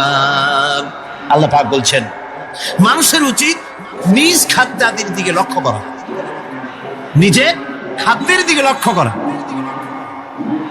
যেহেতু এই খাদ্য প্রতিদিন তার সামনে আসে, এদিকে তার লক্ষ্য করা উচিত। আমি প্রথমে জমিনের উপরে পানি বর্ষণ করি, পরে জমিনকে দীর্ণ বিদীর্ণ করি, এরপরে জমিনের ভিতরে উর্বরা শক্তি আমি দান করি। কে বলতেছেন কথা? আল্লাহ পাক বলছে। এরপরে আমি নানান জাতের ফসল ফলন তোমাদের জন্য আমি দান করে দেই। খাদ্যের দিকে নজর করতে এই জন্য আল্লাহ পাক বলেছেন, মানুষ চতুর্দিক থেকে তো চোখ ফিরাতে পারে, মুখ ফিরাতে পারে, কিন্তু খাদ্যের দিকে তার নজর করতেই হয়। সকালে, দুপুরে, বিকেলে, রাত্রে সব সময় তার সামনে খাবার আছে। আল্লাহ পাক বলেন, খাবারের দিকে একটু নজর করো, কেমন ভাবে কি সুন্দর করে খাবারগুলি তৈরি করে দিয়েছি, শুরু কিভাবে হলো, পরিপক্ক কিভাবে হলো, সেদিকে তোমরা লক্ষ্য করো। সে লক্ষ্য তো করা নাই, সমানে খায়, বিসমিল্লাহ বলেন, আলহামদুলিল্লাহ বলেন, পাইকারি দরে খাইতেই থাকে। আল্লাহ পাক বলছেন খাদ্যাদির দিকে লক্ষ্য করো। এই যে চাউল তোমরা খাচ্ছ, আটা খাচ্ছ, গম খাচ্ছ, মাছ খাচ্ছ, গোশ খাচ্ছ, তাম পৃথিবীর সমস্ত বিজ্ঞানী একত্রিত হয়ে একটা চাউল বানাইতে পারবে? জোরে কোন পারবে? না পারবে। পারবে প্লাস্টিকের চাউল খাবেন আর কলেরা হয়ে মরবেন। পৃথিবীর সমস্ত বিজ্ঞানীরা একত্রিত হয়ে একটি চাউল বানাতে পারবে না, একটা ডিম বানাতে পারবে না। পারবে একটা ডিম বানাতে? পারবে না। বিজ্ঞানীদের প্রশংসা আমরা করি, হ্যাঁ করি, বিজ্ঞানীরা অনেক কিছু বিশ্বকে উপহার দিয়েছে, কিন্তু মূল রবের কাছে আমরা যাই না, তাকে চিনতেও পারি না, সেখানে যাই না। বিজ্ঞানীরা কি করেছে? আল্লাহর বানানো জিনিসগুলি তারা ডিজাইন করেছে। ডিজাইন করতে তো নিষেধ নাই, আর ডিজাইন করাই যায়, সৃষ্টি করতে পারে না। বিজ্ঞানীরা সৃষ্টি করে নাই, ডিজাইন করেছে। কিরকম? আল্লাহ পাক চাউল তৈরি করেছেন। চাউল তৈরি করেছে কে? বলেন না সবাই। এখন আপনারা সেই চাউল দিয়ে পিঠা বানান, পায়েস বানান, সেই চাউল দিয়ে বাবা পিঠা, আরো কি যেন খায় চট্টগ্রামে রস দিয়ে, ওটা কি কর? দই পিঠা না খায়, ডোয়া পিঠা। সেইভাবে করে আপনি ডিজাইন তৈরি করছেন। আটা দিচ্ছে, আল্লাহ পাক আটা তৈরি করেছেন, গম দিয়েছেন, এই আটা দিয়ে গোলগোল্লা তৈরি হচ্ছে, এর দ্বারা রুটি তৈরি হচ্ছে, এর দ্বারা অসংখ্য রকমের সিমাই টিমাই ইত্যাদি দিয়ে, লাচ্ছা সিমাই, নানান রকমের সিমাই আপনি ডিজাইন করেন, অসুবিধা নাই। আল্লাহর তৈরি করা কাঠ দিয়ে ফার্নিচার তৈরি হচ্ছে, টেবিল হচ্ছে, চেয়ার হচ্ছে, গুষ্টি শুদ্ধ হচ্ছে। আল্লাহর তৈরি করা লোহা দিয়ে মাইক হচ্ছে, স্ট্যান্ড গান হচ্ছে, ব্রেন গান হচ্ছে, তারপরে প্লেন হচ্ছে। তাহলে আমি বলতে চাইলাম, বুঝাতে চাইলাম, সমস্ত জিনিস এর স্রষ্টা কে? জোরে বলেন কে? বিজ্ঞান শুধু এগুলিকে এক জায়গায় করে অ্যাসেম্বল করেছে, এগুলিকে এক জায়গায় করে এক একটা রূপ দিয়েছে। এখানে বিজ্ঞানের কৃতিত্ব আছে ঠিক, কিন্তু আপনারাই বলেন, লোহা যদি আল্লাহ তৈরি না করতেন, এই মাইক তৈরি হতো, রাইফেল তৈরি হতো? আর রাইফেল যদি নাই হতো, তাহলে কারাগারের বন্দীগুলো মারতেন কি দিয়া? রাইফেল যদি না হতো, যুদ্ধ করতেন কি দিয়ে? ঠিক কিনা? যত মারামারি ইত্যাদি যা কিছু হচ্ছে, তো শুধু মারামারির জন্যই তো আল্লাহ লোহা বানান নাই। লোহার সবচাইতে বড় প্রয়োজন হচ্ছে জমিন কর্ষণ করা, জমিন চাষ করা। এই জমিন চাষের জন্য লাঙ্গল দরকার, শাবল দরকার, খন্তা দরকার, কোদাল দরকার। এই লোহার দাম তো আল্লাহ পাক এত লোহা বেশি দিয়েছেন, যার জন্য লোহার দাম কম। সোনা কম দিয়েছেন, যেহেতু সোনার প্রয়োজনীয়তা কম, লোহার প্রয়োজনীয়তা বেশি, এই জন্য লোহা বেশি দিয়েছেন, দামটা কমে গেছে, যার জন্য আপনার আমার জন্য কিনে ব্যবহারটা সহজ হয়েছে। কথা ঠিক কিনা বন্ধুগণ? আল্লাহ রাব্বুল আলামিন এইভাবে করে মানুষের রুবুবিয়তটা, আল্লাহ পাকের রুবুবিয়ত হচ্ছে এই, তিনি মানুষকে সুন্দর করে সৃষ্টি করে যা কিছু প্রয়োজন সবকিছু খাওয়াচ্ছেন, দিচ্ছেন। সে আল্লাহ পাক প্রশ্ন করছেন, কুল মান ইয়ারযুকুকুম মিনাস সামাই ওয়াল আরদ أَمَّنْ يَمْلِكُ السَّمْعَ وَالْأَبْصَارَ وَمَنْ يَخْرُجُ الْحَيَّ مِنَ الْمَيِّتِ وَيُخْرِجُ الْمَيِّتَ مِنَ الْحَيِّ। আকাশের প্রশস্ত বুক থেকে এবং জমিনের এই প্রশস্ত বুক থেকে কে রিজিক, তোমাদের খাদ্যকে উৎপাদন করে? কে নির্জীব থেকে সজীবকে বের করেন? আর কে সজীবকে নির্জীবে পরিণত করেন? তিনি কে? তিনি হচ্ছেন আল্লাহ পাক। আল্লাহ পাক বলছে, এই প্রশ্ন যদি তাদেরকে করা হয় তো তারা কি বলবে? আল্লাহ পাক বলেন, ওয়ামান ইউদাব্বিরুল আমরা ফাসায়াকুলুনা আল্লাহ ফাকুল আফালা তাত্তাকুন। হে নবী, এদেরকে প্রশ্ন করুন। এদেরকে যদি প্রশ্ন করা হয় এই পৃথিবীর সুন্দর পরিচালনা পদ্ধতি কে করেন, তাহলে তারা এক কথায় বলবে, নিজের থেকেই বলবে আল্লাহ। কে করছেন সবকিছু আল্লাহ। আল্লাহ পাক বলেন নবী তাহলে তাদেরকে বলেন এ কথা জানার পর, এ কথা বোঝার পরেও কেন তারা ঔদাসীন্যতা দেখাচ্ছে, কেন তারা গাফিল হয়ে যাচ্ছে, কেন তারা আল্লাহ পাককে ভয় করে তার পথের অনুসারী হচ্ছে না।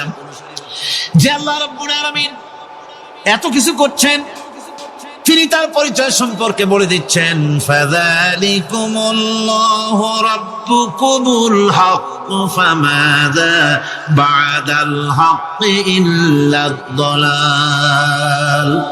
নিশ্চয়ই এসবের মূলে রয়েছেন তোমাদের রব, আমাদের আল্লাহ, আমাদের রব।